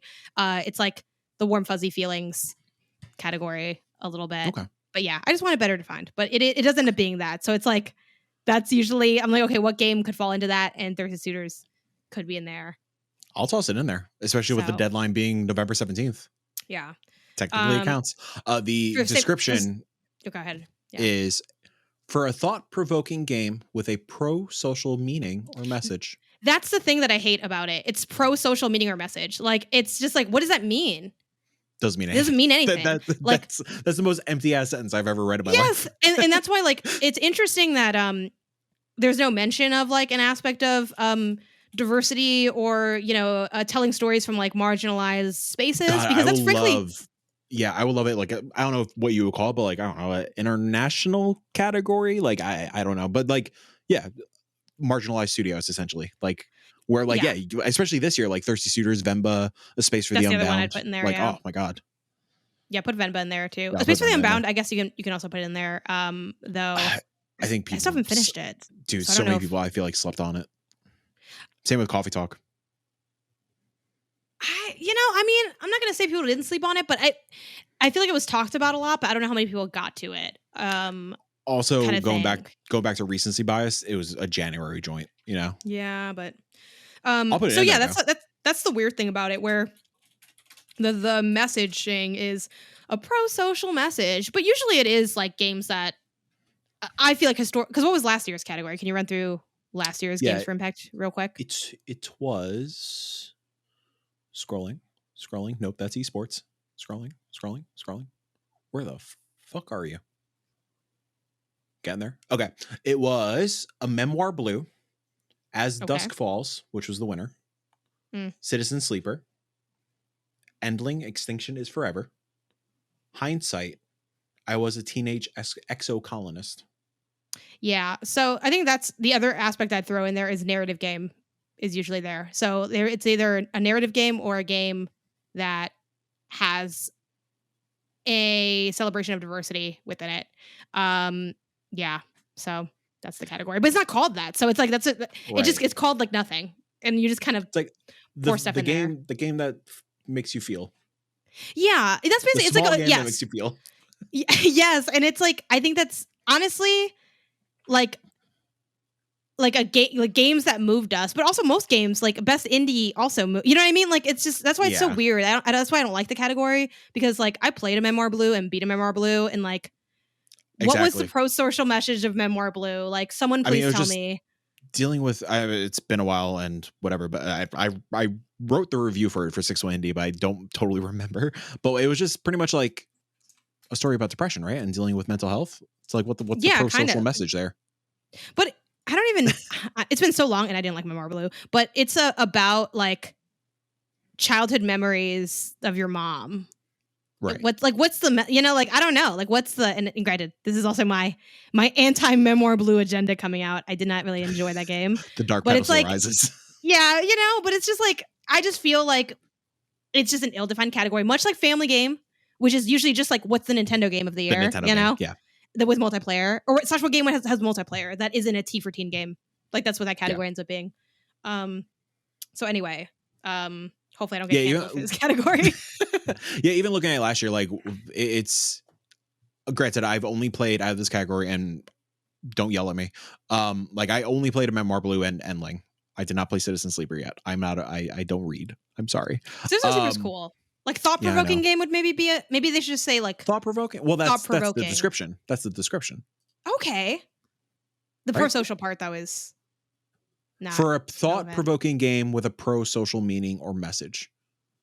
Yeah, the pro-social part is where I think they lost the through line a little bit, because what is pro-social? I guess you want what's good for people, I guess, but it's like I don't know. Anyway, we're just here to predict what goes in here, but that's why I find this one a little bit funky because it's a little vague. Should be for a game that elicits emotion and thought. That's all it should be. Yeah. Some shit like that. So Jeff, you're following me on Blue Sky. My DMs are open. There's no DMs on Blue Sky. Never mind. Goodbye Volcano High. Games for Impact. Oh shit. Because a comet impacts the Earth? Yeah, I'll take it. Yeah, there's feelings, there's dinosaurs, there's like some queerness to it. Like it's a Games for Impact game. Like yes. Again, I don't know if that's like I'm really worried people are going to take this really the wrong way. I play a lot of these games. I just like, yeah, if a Life is Strange game comes out, like that goes in there. Like, you know what I mean? Yeah. Like people just, oh, this is like, yeah, it's like it's nice. Like it's a nice little, it's got a nice undertone to it. Games with good undertones. I have an interesting one to throw out, and I don't think it's going to make it, and it's unfortunate, but it is currently ranked 4 on OpenCritic, and where's it on Metacritic? Or maybe it's not on Metacritic. Oh yeah, 4 on OpenCritic and 24 on Metacritic. Videoverse. Yeah, I was going to mention that, or I have that on my list. I don't think enough people played that for that to be in there. I know, right? It sucks. But a game a lot of people played but didn't like that much, so it's like, will it go in here? Oxenfree 2 Lost Signals. Oxenfree 2 will be in here. Could that be a Games for Impact or a Destiny game? Why not? What's the impact of Oxenfree 2? I mean, I like Oxenfree 2 a lot. I love that game. Listen, I'll pair nicely to your Memoir Blue sentiment. Yeah. I did not like Oxenfree 2. Most people don't like it, and I knew before it came out that it wouldn't be that liked because I don't know, those games have not scored like gangbusters, and you could argue it's because they've like maybe aren't that good. I think they're really good, and I just feel like it just doesn't score that well. Like it is what it is. I could see even Oxenfree 2 being in Games for Impact, but I don't know what I guess just like that it's it's because it's feelings. It's just again, it's feels that dog spoilers feels and or diversity is usually the angle, and sometimes some type of sociological thing. Like Terra Nil is like an example of that. Yeah. I feel like there's probably like a game from last year that you mentioned that it kind of fits that, or even just like a Space for the Unbound in a way is more, or like a Citizen Sleeper, even though like it's more of a kind of nodding at like a sociological critique, maybe almost in a way. An examination of the human condition is kind of Games for Impact, which I think is a lot more refined of a take than me saying it's the woke games category. Which I'm like, should I put this out? Should I put this out there? It's what we're all kind of thinking, and it's not a bad thing, but it's just like I just wish it was not as jello-y of a category. Listen, if one day, and in 5 to 10 years, when we throw our own indie game showcase or award show, we'll have the woke game award. The woke. Oh my god, that's the thing. I'm like, it irks me to say this because this phrase has been so co-opted by very bad people. But yeah, we're taking it back. Yeah. Oh god. Okay, so let's see what else we got. I didn't finish it, but did Planet of Lana have anything? This sounds so rude. Did it have anything to say about the environment? Because that could be Games for Impact if it has something to say about the environment. But did it, or was it just like a cool space to walk in? Because I'm not that far. And this sounds rude. I didn't get far enough to know if it was saying anything. I'm gonna puzzles are really good. I like the puzzles. I'm gonna quickly scroll through 6-1 Indies review of Planet of Lana and see if Austin said anything about the environment. I know it takes place outside. There's a lot of grass. Right? Like there's some robots. Maybe the robots are doing something. I don't know. I feel like it could potentially, I don't know, it's kind of the thing where like Planet in the title. Because it has Planet in the title. So clearly. Man. Did Lana take the planet back? I don't know. Spoilers. I would say debut game. Yeah. Hell yeah. Planet of Lana was dope. And not only is Planet of Lana a popular indie from the year, it also was like, it was popular before it was even popular. Like it was like the marketing hit in a really big way. It was on a lot of people's anticipated games of the year lists. Like I just, and again, maybe this is my bias of like operating in the kind of funny min-max kind of general space that is a little bit more, I don't know, more likely to maybe pick up on Planet of Lana in a sense. But I feel like there's buzz around that game. Yeah. It was also on another thing too, like big showcases. It was on a big Indies showcase. that come up in big showcases. Yeah. They will show up here, likely. Yeah, because that was like really backed by Xbox, obviously. Yeah, unless they like weren't well received. Like for instance, like the last case of Benedict Fox was on Fox, not Fox, by the way. That kind of got slurred a bit in a bad way. That was like at a big showcase, but like it did not hit well, so it didn't end up like continuing to run. You know, it dropped the baton this a bit. Year? Yeah, it was. I know because Blessing lost some points with it, which I was very. Again, I'm like, I'm not rooting for these games to fail, but at the same time, I'm like, hey, a little bit. You got burned there. Here's the I played the demo of Last Case of Benedict Fox. I want to be a believer. I played the demo, didn't like the demo, and then I was like, hell yeah! I was like, Blessing, if you watched my 10-hour Steam Next Fest stream, which was time stamped, you could have skipped through. You would have known that game wasn't gonna pan out for you, but you didn't. So like and subscribe. But I have a weird one. Go for it. Because it did debut during the Game Awards. Okay. And it's weird because it's technically an expansion, but I feel like Jeff and his little wiggly fingers would get in there, you know? I hate that I just said that. Dead Cells Return to Castlevania. Oh yeah. That's I feel like people might forget to put that in there, but it was very beloved. It was. Would that be best indie? It was early. Also, it was March. I guess just jot down for now, and then we'll put in bold the ones we think will be. I'll put it in there. The only final ones I have. Oh gosh, what is? Okay, no, this is Cocoon. We already talked about that. The only ones I have left on my list. I guess I'm kind of done. I mean, I jotted down Chance of Sonar. Ooh. Yeah.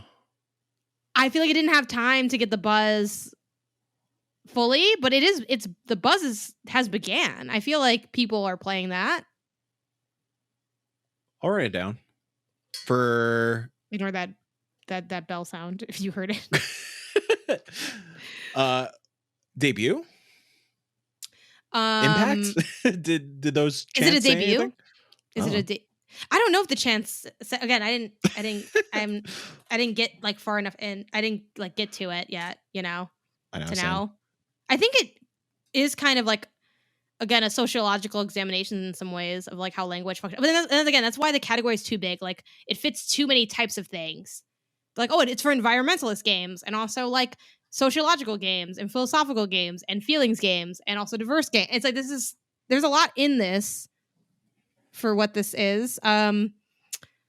Yeah, maybe just for I don't know. I guess I probably won't make it, but I had that on there. Technically not debut, but like their first game came out in 2018. Like right now it's rocking. It's 100% positive on Steam, but it has 14 reviews, I think. So like I feel like it didn't. Again, it's like one of those things of like, yeah, sure, it's your debut. It's Chance Sonar currently on sale. I might pick it up because I really need to play this. Yeah, me too. Also, as somebody who could barely speak English, I very much look forward to trying to translate Chance. I feel like it didn't get well received, or it wasn't super hot in the streets. But Bomb Rush Cyberpunk, was that indie? Is that indie actually? Maybe that's it's not. Indie. Okay. Yeah. Because I'm like, I was at ID at Xbox. I was like hallucinating for a second. What's the vibe with that game? Because there was a lot of hype when it was shown.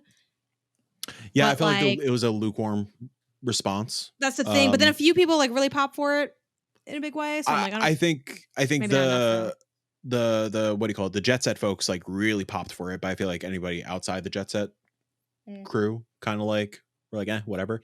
Maybe, and this is where we get weird outside of these three categories. Like I can see that just getting a nod for best music. Something like that.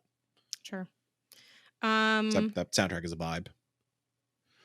Is this the entirety of what we have? Do you have anything else? So, I'm out. Another interesting one that I know like people really dig, but I don't know how hard it broke through. Casepis. I was thinking of that too. I did see it. I feel like I don't think it broke through enough, but that definitely got some buzz and some coverage from little places here and there. Just for the hell of it, and yeah, you can just put it on there for. Yeah, and for the hell of it, and granted, the fact that I have to look it up probably answers my question. But what did Raw Fury release this year? Raw Fury. Oh, gosh, I actually was at the Friend versus Friend. I was at their booth Friend for versus friend. like a lot of stuff. Did Pizza Possum come out? Am I saying that game name right? It's about a Pizza Possum 8 making the fucking list. Look, you asked me what Raw Fury put out. You did not specify that it was in relation to this list. Okay. You don't think I know Pizza Possum didn't make it? Okay, Friend versus Friend isn't going to make it either. Even though that game is actually pretty critically acclaimed, I think, for the people who are into it. Yeah. It's not enough for me to be super excited about it, but the gameplay was very solid. I enjoyed my time with it. Pizza Possum, not as much. Didn't move the needle as big for me. Those are the two games I know about. I'm sure they did more, though. I mean, so they have, I think this is in chronological order. It looks like they did Pizza Possum, Tales Noir Preludes, which I don't think the Backbone series doesn't really break through all too much. The Backbone series is really good though. Friends versus Friends, Mr. Sun's Hatbox, which I know we're fans of. Yeah, that got a little bit of a dot, but probably not enough to. Moonstone Island, but I don't think it moved the needle mainstream wise. Yeah. And then Kingdom 80s. Yeah. And then Caseppi's. So is this our tentative brainstorm list? I think this is it. Because okay. So let's rule of thumb based on last year. Impact is 6. Okay. Indie and debut are 5 each. Okay. I was really hoping you were going Roman numerals with this again, like Tally's principle. Isn't it with 2, right? It is with 2 no, little it's Roman not. numerals, right? As far as I'm aware, I don't think. Hold on, I'll look on Steam. Hold on. I'm pretty sure it's with like it's fancy because it's like fancy. It's a fancy game. Yeah, it's like it's a smart game for smarties, right? Definitely. The key art Roman numerals, the official title numerical. Well, that's because they wanted the SEO, but they wanted to they wanted to maintain they wanted artistry, but then they wanted the SEO. They sold out to the SEO gods, is what that tells me. Tal's principle too. Afraid to be who you really are. But you know what? There's a bunch of number bullshit in AAA, so you fucking do what you gotta do. That's fine. No one wants to put I in their thing. It's just gonna be hell. So yeah. Anyway, okay. Let's go bottom up, I think. Like start with games for impact. Yeah. How many we got? So, 1, 2, 3, 4. We have 6 here. Okay, hold on. Let me these are our nominees for getting the we're gonna pick the, you know what I mean? No, I don't want this to be a thing. This is our brainstorm for the nominees, and then we're gonna pick our official guesses of the nominees. Okay. You know? Cool. So games for impact. Terra Nil, Thirsty Suitors. Imagine people applauding in between these. Venba, A Space for the Unbound, Goodbye Volcano High, Oxenfree 2, Lost Signals. Take that, Mike. Anyway, but anyway, I love that studio. Well, they wouldn't know it anyway. All right. What do you think is the number one game that's most likely to get picked from this category? You know what I mean? We'll start with the obvious and then try to, that we think is going to be nominated. Yeah. I think Terra Nil. I think it's Terra Nil. Even though I asked you, so sorry, that was rude. Okay, next one. This time for real, I won't say anything. Here's the thing. I realistically, I think Terra Nil's the only one. I could see Venba being next if we are going off here. Yeah. Now it gets kind of tough because we'll go back and forth for these. I think that makes sense. This is tough because I think the most critically acclaimed game, like not even counting numbers, just like the vibes, is Space for the Unbound in a lot of ways from the remainder. Right now we have Thirsty Suitors, Space for the Unbound, Goodbye Volcano High, Oxenfree 2. But I think, frankly, I have to go off popularity, and I'm going to pick, I think I'm going to pick Oxenfree 2 because it's a game people know, and it's not bad. And it is the thing is, I just don't know how much people will think of it as a games for impact because while it is a sociological examination of a lot of things, I don't think it's known as a game for thought-provoking pro-socialness. I don't think it's known for its pro-socialness. And for that reason, I'm a little hesitant. But I'm going to say just frankly because it's a It's a moving, quote unquote, game that is indie, that is known. So that's my pick, unless you feel really strongly about the other ones. I don't know. I mean, again, we have 6, so we have our category. Oh, is this whole category? For games for impact? Yeah, we have 6 games. Do we? I thought we had more. 3. Oh, we do have 6. Oh, then why are you having me do this? Why didn't you stop me? I don't know. I did say we had 6. I must have blacked out during that. You do the next one because I fucked this one up really bad. Well, hold on. 1, this also 2, has 5. 3, This is 5. We have 5. We nailed it. Yeah. Okay, just read them off then. With make it fancy. Thank you. Best debut game. Cocoon. You have to clap. You have to do the applause. Yeah. Woo! Puzzles. Dave the Diver. Yeah. Dredge. Planet of Lana. Woo! Chance of Sonar. Woo woo. Get it? Because Also, it's Chance. It's Chance. Wait. It's Sonar. Wait. Where do we land on Planet of Lana being impactful? Did Lana impact the planet? I don't think so, because I don't know. I didn't finish it because I'm a bad person. Okay. I guess then let's pick. Then if we don't have to whittle, let's pick a winner. Who do you think best debut game? What do you think takes it? I'm gonna say Terra Nil. Oh, sorry, I looked at Impact for. Well, for Impact, I think Terra Nil. For best debut, I'm between 2. It's either Cocoon or Dave the Diver. I was literally thinking the same thing. I think Cocoon spoke more with games media critics. I think Dave the Diver spoke more with the influencer crowd. Yeah. Granted, like, critics love Dave the Diver as well, but I think Cocoon was a fucking conversation, with all the games media folks. I think too, again, popularity, like Cocoon has the clout from the creators of Inside. I don't know if it's also the creators of the other one. Playdead, former Playdead. Yep. Yeah, they're both former Playdead. Okay, cool. I wasn't sure if like of Playdead, like, did they join during, you know what I mean? Like, if that makes sense, like the people that splintered off. It had that clout. The game you're thinking of. Yes. It had the attention going in, and it totally nailed in the execution. Yeah. Like, I think it was a perfect storm for that game. So, yeah. Cool. Wow. Okay, best indie. I can't wait for these to not be nominated, so we look like idiots.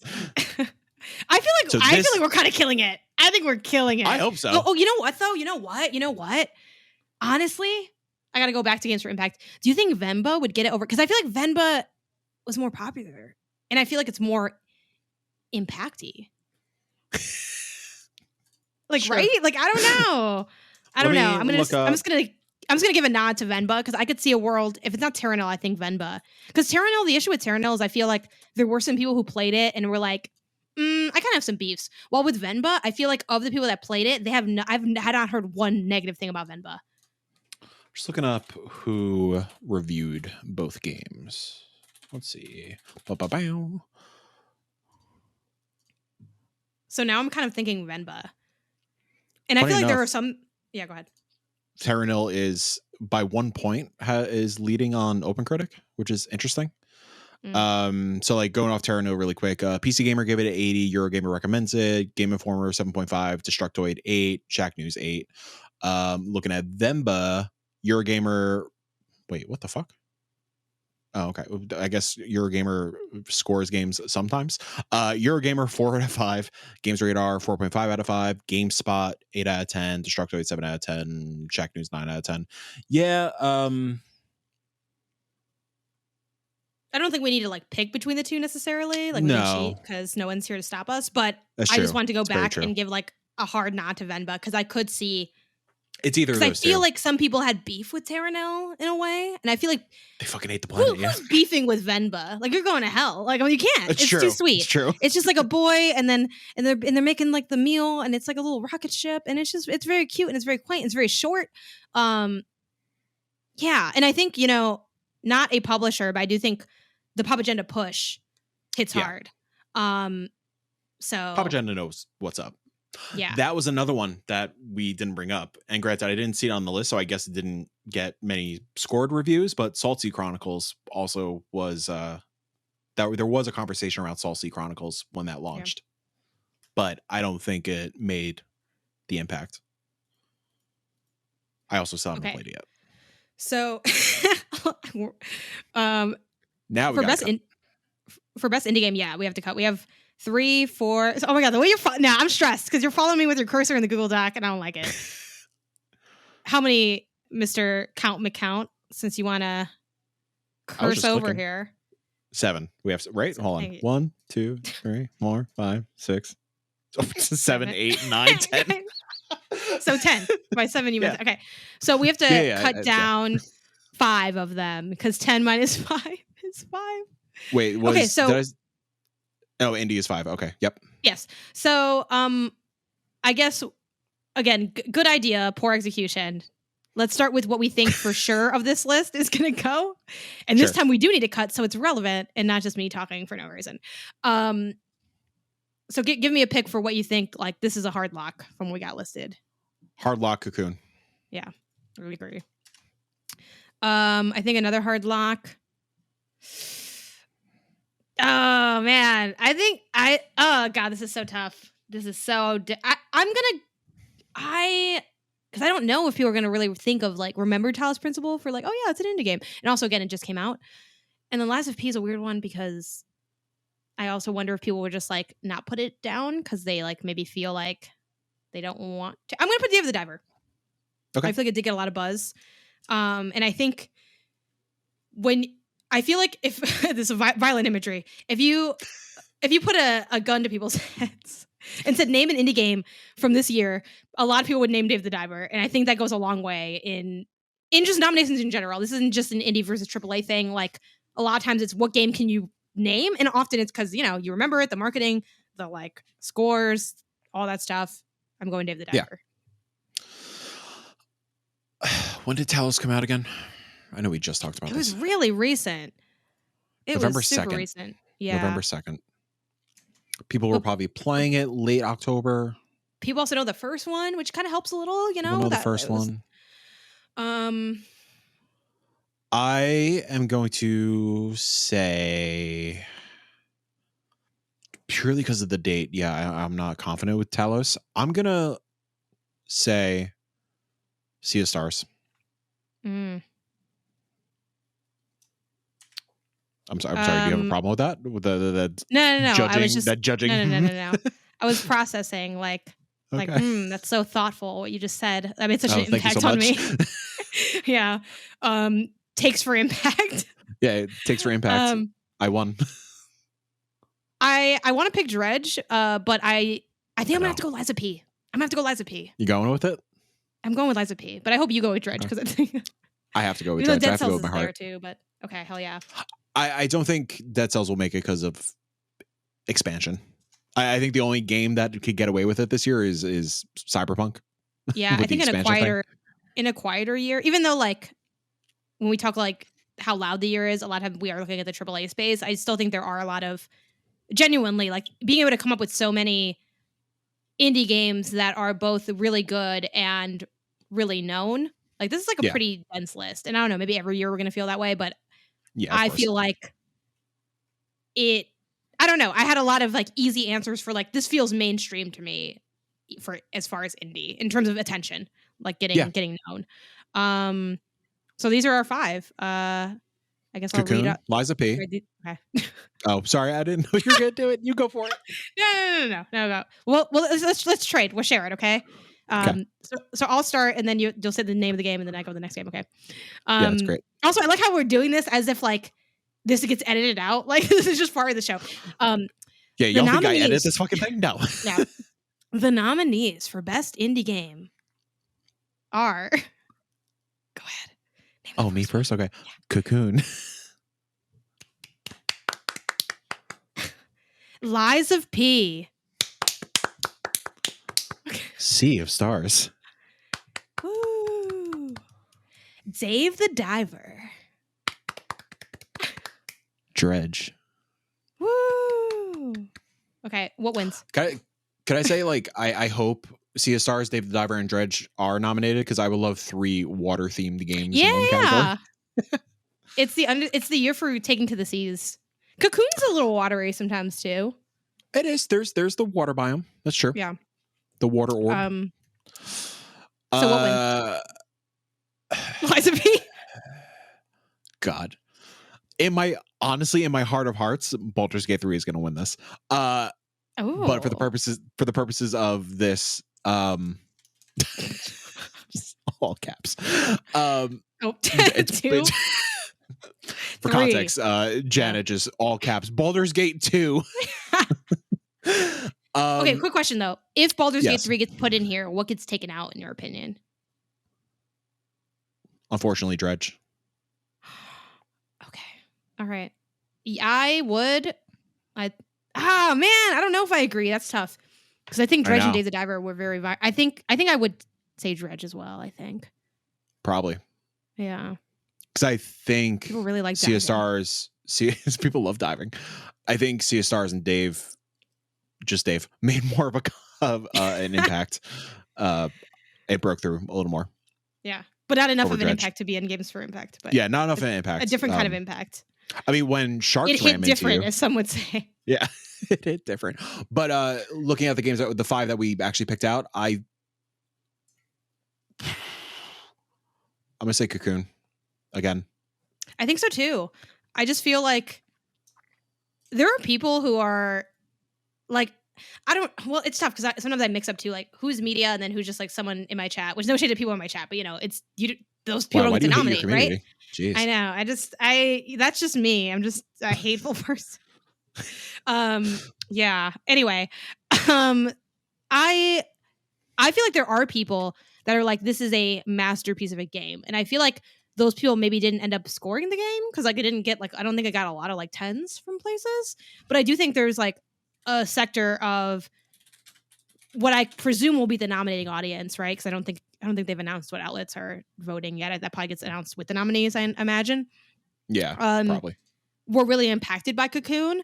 And again, I think a lot of people were ready to be impacted by Cocoon. And it's not to take away from what Cocoon pulled off, but people were primed to love this game, and then Cocoon provided a game to love.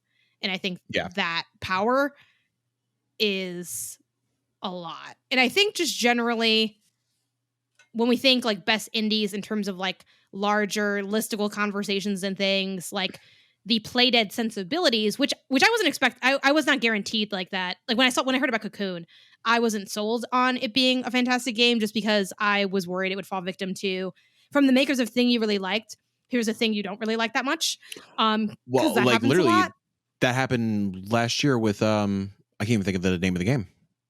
I know the Alien game.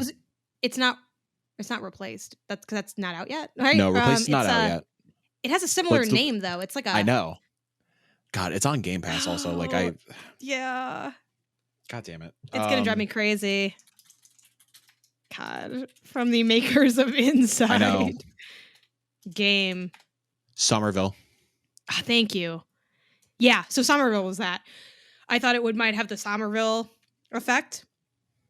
But no, they totally nailed it. And I do think playing it doesn't feel like a one-to-one, like, oh, I would necessarily clock this as like a game from the people that used to be involved in Playdead. But I do think it hits a lot of the design sensibilities. And I think those are design sensibilities that the industry appreciates. That's not to say that they're not like good sensibilities that deserve to be appreciated, but I feel like, it's familiar, yet new. Yeah. And I think that goes a long way.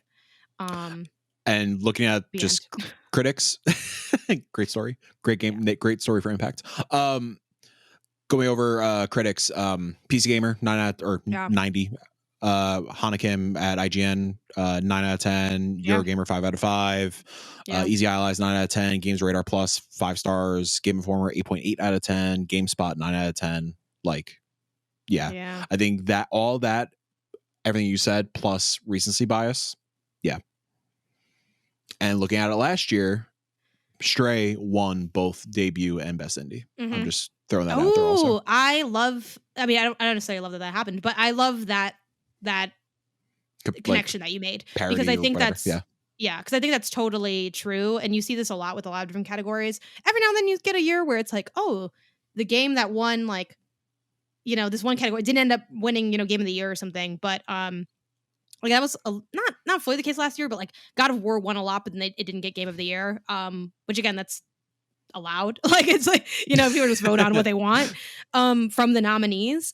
Yeah, I think that totally makes sense. This feels correct, right? Best indie game, Cocoon. Right. Best debut game, Cocoon. Games for Impact, Venba.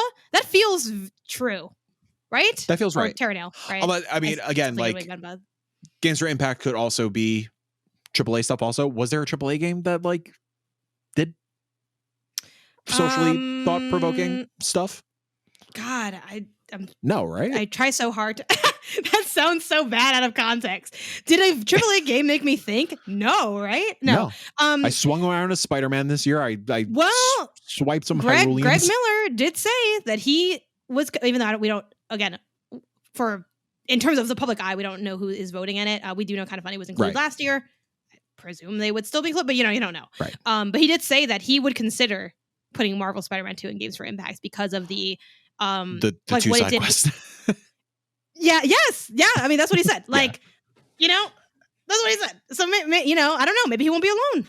And I do think those are beautiful side quests, and I do like that there's, you know, shit like that in games. Despite the way I couch with its categories. But yeah, I don't think that's enough. Sorry, go for it. Yeah. No. I just don't think it's prevalent enough to, like, I don't know how many other people in the industry are going to have that feeling that Greg has. I don't think it'll be numerically significant, but I could be wrong. And other people heard him say it also. And not that like everyone's like, I'm going to do what Greg said he might do, but you know, it could be, it would not shock me in a way if something like Spider-Man 2 was in there, but I'm not predicting that kind of thing. How impactful was fucking that bear in Baldur's Gate? People love people like that. Yeah, was that made an impact and then it kept impacting. Let's see, what did I play? Let's look at played games that I started and didn't finish.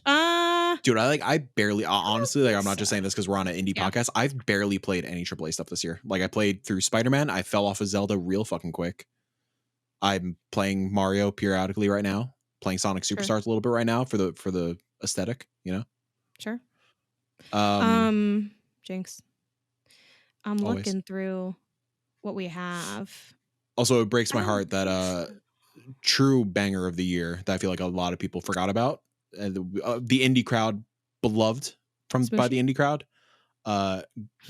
Yes, but also Pizza Tower. Pizza Tower is a fucking banger.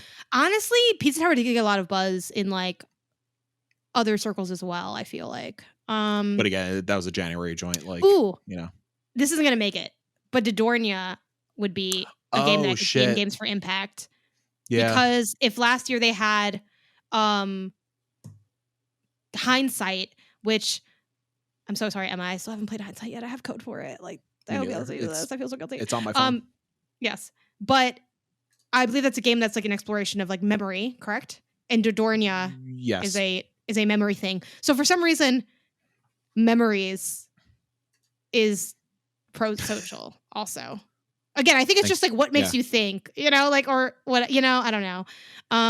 Thanks for the memories. You know what I'm saying? But I don't think, Viewfinder. We forgot Viewfinder. Viewfinder. That had a big splash. Because Dodornia, and I like Dodornia a lot. I feel like I didn't hear anyone talk about that game except for Greg. So yeah, I don't think that's going to be on anyone's, and I forgot about it also. So like, I'm also to blame. I'm sorry. How dare you? But Viewfinder did have a lot of buzz. You know, I don't think it I don't know if it stuck the landing though fully. I didn't play it. So any game next to Cocoon. Okay, so it was near. It wasn't too far away. You know, you could clock each back to back. I don't know. I don't think it hit as hard as people maybe hoped, but I think it still did hit. I mean, where would you put that? But it's a dense year. Like I could see it sneaking in there though. Sneaking into best indie? Yeah. Oh, man. I feel like it also depends. Will Baldur's Gate 3 and Lies of P be in there? Because if they're not, that kind of opens up a few more slots. Because I could see Viewfinder going above, looking at the ones we didn't pick. Yeah. Talos Principle 2. Oh, they just came out. And also, I don't know, you have to be smart. Maybe people just don't want to do that. Gumbrella. Gumbrella, I feel like people didn't really care about it that deep, even though it did score well. Like, I think people were underwhelmed. Dead Cells DLC. Planet of Lana. I think as far as puzzle games, Viewfinder is more popular than Plan of Lana, even if Plan of Lana might be, you could debate it, which one's better. Oxenfree 2, no one likes it except for me and Greg. So Viewfinder, yeah, I mean, people like, I could see that. I think for indie puzzle games, I don't think there's a more beloved, other than Cocoon, is a more beloved puzzle game than Yeah. Viewfinder. Yeah, that's fair. But like, can Cocoon and Viewfinder not exist in the same time? I guess not, right? It's like you only have to pick one. You can pick one indie puzzler. It's Cocoon. I mean, hypothetically, if Baldur's Gate and Lies of P are not in here, would you put Viewfinder and what? Would you put you didn't play Dordogne, but oh no, I did play it. I just didn't beat it. You didn't beat it. But I liked it a lot. But I don't think anyone talked about it. Yeah. You know? So. But anyway, it's Cocoon. Cocoon's gonna sweep, and then Cocoon's gonna sweep. Cocoon, and Vemba. The two categories. And then a nod to, I do think Sea of Stars will be in Best RPG, and I could see Lies of P also being in Best RPG as well. And low key, I could see Dredge being in Best Sound Design, just to give some nods to other categories. But also with sound design, I never know how much people think about sound. You know what I mean? Like, I'm not. Unfortunately, they don't. As a former audio engineer, they don't. Yeah, like it's usually like whatever game is the loudest. That's typically what wins. I mean, yeah, it is, and it is hard to, because it's like, and like I love games, I know games. I feel like I'm a good critic generally, but at the same time, I'd be lying if I said that I had a detailed knowledge of music in a way to really clock best soundtrack in an interesting way. Sound design I do try because my brother has a music sound design background, so I feel like I'm a little bit more aware than the average person, but only barely. You know what I mean? Like I couldn't really have like I feel like if I tried to do an episode on sound design, I wouldn't be as good as someone who like really knows it. You know what I mean? You could tell that I am not in the weeds that deep, but I would, the one like music soundtrack score game that I would love to see, it's not going to happen, but I would fucking love if Leica H Through Blood got a nod for music and soundtrack, because that soundtrack is fucking remarkable. No way in hell. Could Jusant be games for impact because it's about the environment? Sorry, we keep going back. I keep saying this is done, and then I think of other things. I forgot about Jusant, even though you have it here on the dock is for what you've been playing. Let's quit while we're ahead. Let's lock it Best in. Best indie games, Cocoon. Best debut game is Cocoon. Games for impact is either going to be Terranil or Venba. There we go. I'm so excited to reconvene next week. I'm so scared about how this is going to go. Wouldn't it be, even though it's like, I don't know, I guess it'd be more interesting if the list was different, but I would love for us to be right and be like, wow, we're so smart, but I don't know. We're so smart. We're so smart. We are truly what does Jill say? We are truly the leading voices from across the industry to gather and talk news. Shouting into the void, yeah. We have our finger on the pulse. Always. Yeah, so there you go. Boom. You didn't have to wait till Monday, except I don't know when this episode even comes out, so maybe who knows? That'll be awkward. Probably after the game. Just know that I don't know. Mike, hold it quick. Hold up a newspaper with today's date on it, so people know. I'll pull up my phone. Wait, let me clear notifications so I don't dox anybody. That makes a lot more sense than what I suggested. It's much easier to do. It's bad because camera. Wait, is that? There you go. You kind of see that. Let me see. Yeah, I see. Oh, I see. Well, I see the time more than the date. Is the thing. I assure you, this says Wednesday, November 8th. Yeah. Take my word for it. I can't. I don't know how to make the date big, so just trust us. Just trust us. What have you been playing? I've been playing Lunacid. I think that's how you say the game. Lunacid. Lunacid, I'm going to grab the developer name because I kind of forgot off the top of my mind. Lunacid is essentially a Kingsfield-like. Kingsfield being the FromSoft. Why did I go Jersey with that? The FromSoft joint prior to Dark Souls. Sorry, I can't talk and type at the same time. It's essentially just an old school dungeon crawler, first-person dungeon crawler. Aesthetically very grungy PS1 vibes, really dark, really mystical. It's a good time. It's just getting kind of lost in the weeds and just exploring these like caverns and fighting these ghouls and creatures and stuff and just trying to get through the next door and yeah, it's a good time so far. I'm not super far into it. I think I'm like in the third environment. I haven't encountered like any bosses or anything like that. I don't know if there's anything like that in this game. I know when I say FromSoft, that very much equates to like big bad bosses and difficulty, but it very much doesn't feel like that. I haven't had much trouble so far. But yeah, it's just a cool place to exist in. Really pretty aesthetics. I'm a sucker for the grungy PS1 look modernized. Always a fan, especially like in the horror scene. Like this is not a horror game, but like I'm a big fan of like grunge horror, like what Papa Combo is doing and Scythe Death Team and stuff like that. Yeah, so far so good. I think I'm probably 2 or 3 hours into it. Yeah, it's just a good vibe. Nice. That's all I got for 2 hours into this podcast. That's all I got for you.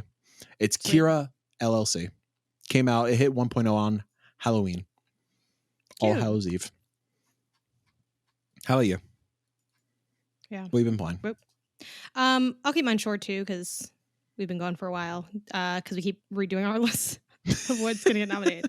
I've been playing more Jusant, which I am enjoying more now that I have gone a little further, which is great. It's funny, I feel like I stopped.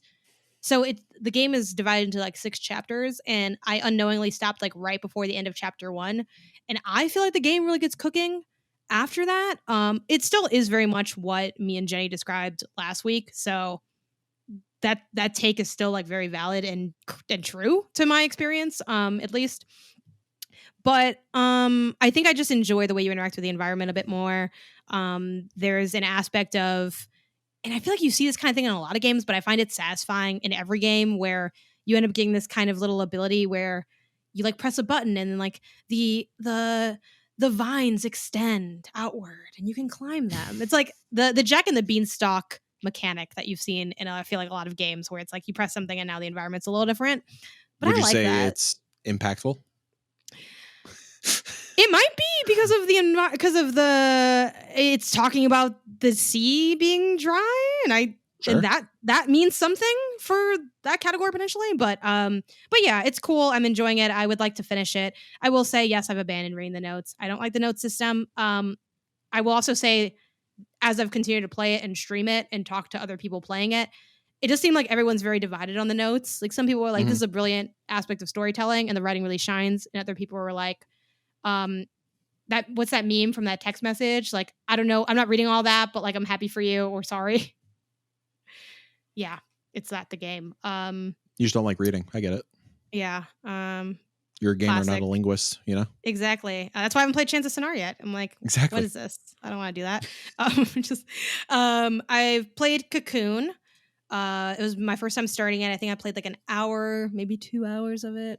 I'm loving it a lot. I did preview it at SGF, so I kind of replayed what I previewed and went a little further. That's a game with fantastic sound design. The audio design is very gross, but in a not super disgusting way. Yeah, it's like if Scorn was like, what if we weren't like super disgusting though? It's like that vibe. It's like, okay, cool. And it kind of reminds me in a weird way, even though I did not like Scorn, but it kind of reminds me in a weird way of Scorn in the sense that you are interacting with like organic things or things that are a mix of organic meets machinery. Right. In a way that would be unsettling if it wasn't done in a kind of cartoony, almost less stereotypically effeminate pastel way. It's like the colors are kind of dreamy, I would say. So yeah, all of it just works well. It's like a pretty simple puzzle game because they do that thing where they're like, we know that you're dumb and that you're going to try to go 30 seconds back, so we locked the gate so that you wouldn't do that. And they're like, it's right here. And it's also like I taking this quote out of like context and probably not nailing it word for word or anything, but Jed Shepard, bless you. Not Jed Shepard, Jez, who lead designer of the game. Every solution to a puzzle is on your current screen. Like you don't have to go wandering out and about. And like just with that notion in mind and that design philosophy in mind, generally like one of the best design games I've ever played. Like it is like fucking brilliant top to bottom. And that's why it's the best indie game of 2023 and also the best debut game of 2023. But it is truly a lovely game. I haven't yet evolved my feelings to, you know, if we want to again couch in numbers, I'm at like a strong 8 out of 10, and people were like, there's stuff in there that's gonna bring this to like a 10 out of 10. And I'm like, okay, like let me see, because I, you know, it's going really strong so far. The only thing I don't like about it is you have like these sort of I encountered one boss in my time, and you're a one-hit fail kind of character. You don't die, you kind of just get thrown out of the you get booted. Battlefield. Yeah, you get booted. I hate being one hit in games. Sure. Yeah. I just feel like what's going, and you know, you could argue, well, the closest thing I've seen for justification is people arguing that the stress of that battle is meant to contrast the tranquility of the puzzles, but I don't like that. But you know, that's just me. But loving the game so far, will continue. And then I played Tumble Time. Real quick before Tumble Time, because obviously I want to talk about Tumble Time. It's the only game I want to talk about. It's always Tumble Time. How do you feel about Mr. Charles Cocoon himself? What? What do you mean? What is that? It was a dumb joke. Never mind. Tumble Time. Like the little guy? You mean? The little guy. Charles Cocoon. Little guy. Oh, I love the little guy. Cool. Because is it accurate to say that he doesn't really have arms? Or that his arms are not that visible? Are wings arms? No. Kelsey said yes. Okay, but in my take is no. So then by that logic, there are no arms, correct? Like there's no like things besides the wings, yes? Well, if it's a bug. Yeah. Well, I guess bugs have bugs you can have legs. like feet, I guess, like legs. Yeah, there's no like he has, because he's bipedal. He's like a little guy. Bipedal. Just a little guy. Yeah. Also little guy asterisk gender neutral little guy. Yes, of course. So he's got two, he's bipedal, so he's got like two little what you perceive as feet, and then the wings or arms, if you do want to call the wings arms. But the reason I point out, or the reason I like see this character as not having arms, is because what's cool about that is it almost when he's not carrying a little orb with the wings and just walking around, it kind of looks like he's wearing a cape. And I think the cape aesthetic in games is very appealing. Jusant, also a character with a cape. So yeah. And then, AAA side, the fucking Star Wars guy, he has some ponchos. That's kind of like a cape that you didn't want to commit to, you know? Yeah. So like, Luke Skywalker. Which also, I guess the Jusant character is also a poncho, but like a poncho or a cape, like there's something kind of cool about, also the Journey fucker from Journey. Also a little guy. Asterisk, gender neutral, little lad. Yeah. A little buddy, a friend-shaped friend. With a poncho kind of thing. And like presumably there's arms underneath the Journey person, but like you don't see the arms. So I think there's something very nice about that. And in Jusant, you see the arms because you climb with your arms. I don't know why we got in this topic, but there's something really appealing about that. So I like that. Journey. Yes. Do you think? Yeah, the Traveler. Do you think that cloak is their skin for the Journey, buddy? Yeah, the Traveler. No. Their skin. Here's what the Journey person looks like in my mind. Picture a Gooby's character, but that isn't gooey. Oh my god, yes, sure. Like a stiff Gooby, like the long one. You know, like the tall one. There's like the tall. What's the name of the tall one?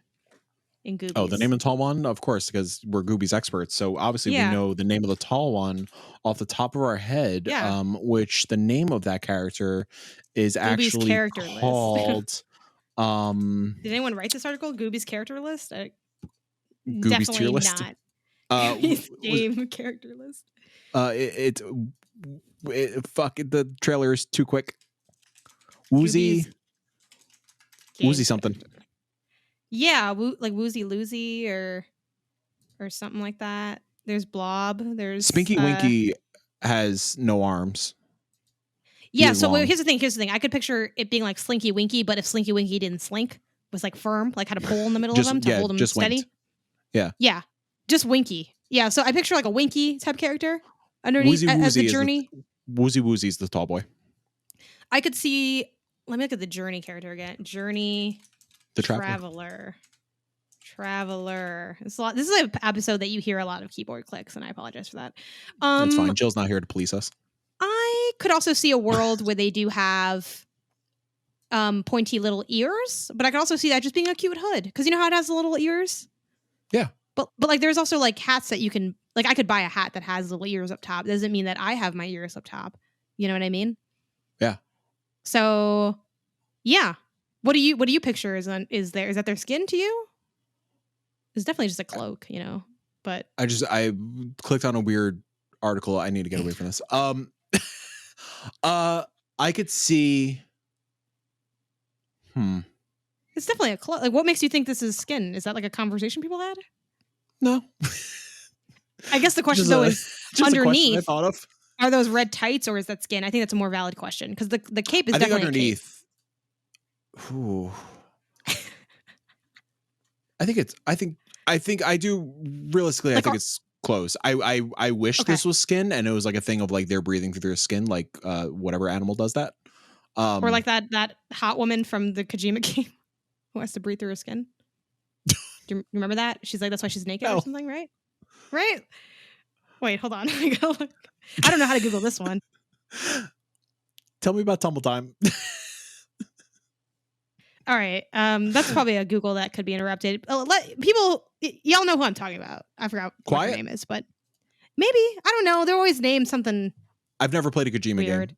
Really? Oh, man. Kojima's just... I've tried. Actually, I've played Kojima games. I never liked one. I liked PT. Fair. That's fair. It's the only one. Okay, Tumble Time. So, yeah, I haven't played too much of this, but it's a game that I pulled up. I was on my sofa. I downloaded it, and I was like, I was told that this is the prime time to play Tumble Time. Sofa time. So I played it, and one thing that was cool is I was playing it, and my partner looked over and was like, oh my God, what are you playing? I was like, I'm glad you asked. And at that moment, I felt like a real influencer, Did he download it? No, but hey, yes. I'm like, oh, I'm glad you asked. Wouldn't you like to know? The new hotness, Tumble Time. No. Yeah, it's cool. It's cute. He proceeded to gaslight Isaiah for a half hour. He was like, oh my God, there's devolver. Like, it's like, wait, he noticed because I played his little Cult of the Lamb buddy, another friend-shaped friend. And yeah, he was like, what's going on with that? Like, what is this? And I'm like, it's just a little Tumble Time with devolver characters. It's cute. It's simple. It is like, to my knowledge, right? It's kind of like limited on how much you can do per day to some degree, right? Yeah, it does. Stuff. It does mobile game bullshit to some extent. Yeah. I think you can toss it a couple bucks to just unlock it unlimitedly. Did I do that day one? You're goddamn right, I did. Fair. Yeah, maybe I should do that. Yeah, it's you'll have a good 24 hours with it. I haven't played it recently. Maybe I'll go back. That might be my holiday playing. Leave the backlog alone. Go to Tumble Time. Yeah, it's just a simple little, I think it's worth at least download it, try it out if you like Devolver, I think, and like to click on things and like cute art. It's like a cute little thing to look at. And I do, I really liked, I don't play a lot of stuff on mobile, but I really like this new era of mobile where the haptics feel really good, of like the vibration of the phone. Yeah. Like, what's funny too? It's like, I feel like mobile almost went the opposite of what rumble in a controller is. I will say sometimes there is really subtle, nice rumble, like the Switch with like its freaking ice cube counter and like the dual sense with Astro. But more often than not, like remember when the Switch first came out and like you'd play Snake Pass and it would sound like you had a Motorola Razor in your metal desk in 8th grade, and it would just be like, and it was like just so on mobile it's very like sensitive in a nice way. It feels very like HD rumble, but not a phone buzzing in your locker style. So I find the vibration integration very satisfying in Tumble Time. But yeah, that's been my Tumble Time. So wow, that's it. We're out of Tumble Time now. We're all out of Tumble Time. 2 hours and 15 minutes later, we're all. We out of always say like these are going to be the quick. And in my mind, I'm like, oh, we'll talk for like an hour max. Like we're going to barely have anything to. I thought today was going to be 45 minutes. A quick 45. Yes. But that's what happens when the adults leave. Yeah. This is a podcast that felt like we were 2 beers in and I am stone cold sober. So I don't know why this had this energy, but I enjoyed it. Hopefully y'all did too, listening, watching, all that stuff. If not, sorry, Jill will be back next week. Yeah. These people appointed me as leader. So it ain't my fault. I think you're doing a great job. Yeah, it's all right. Yo, thank God you should listen to last week's IndieCast. I was on a whole nother fucking plane of existence. I felt so bad for Matt and Kyle. Oh my God. You thought this was bad. Oh shit. Anyways, hey, yeah, that was Indie Council. You can find this podcast on Spotify, Apple, Google, I think still. Did Google kill their stuff yet? I don't know. Whatever Google's replacement is. You can follow everyone on the artist formerly known as Twitter and other places. Yep. Indie Council _ on Twitter. _ Indie Council on Blue Sky. It's Indie Council everywhere except for Twitter. Twitter is Indie Council _. But I think everything else actually is just at Indie Council. But I'll have to memorize that at some point. Yeah, go to Indie Council with no _ on Twitter and just reply to the first tweet and say why. I know I want to take that thing back so bad. I don't even think they're using it really anymore either, but whatever. That's like Mike Towndrow on Twitter, who is not active and drives me fucking crazy. Yeah. I had a Mike Towndrow reach out to me and DM me. It was very weird. Were they trying to sell you their handle? I think the DM was like, haha, same name. Weird, right? I blocked him. Oh, man. Sorry. Jeez. All right. The only one. Thanks for listening. Goodbye.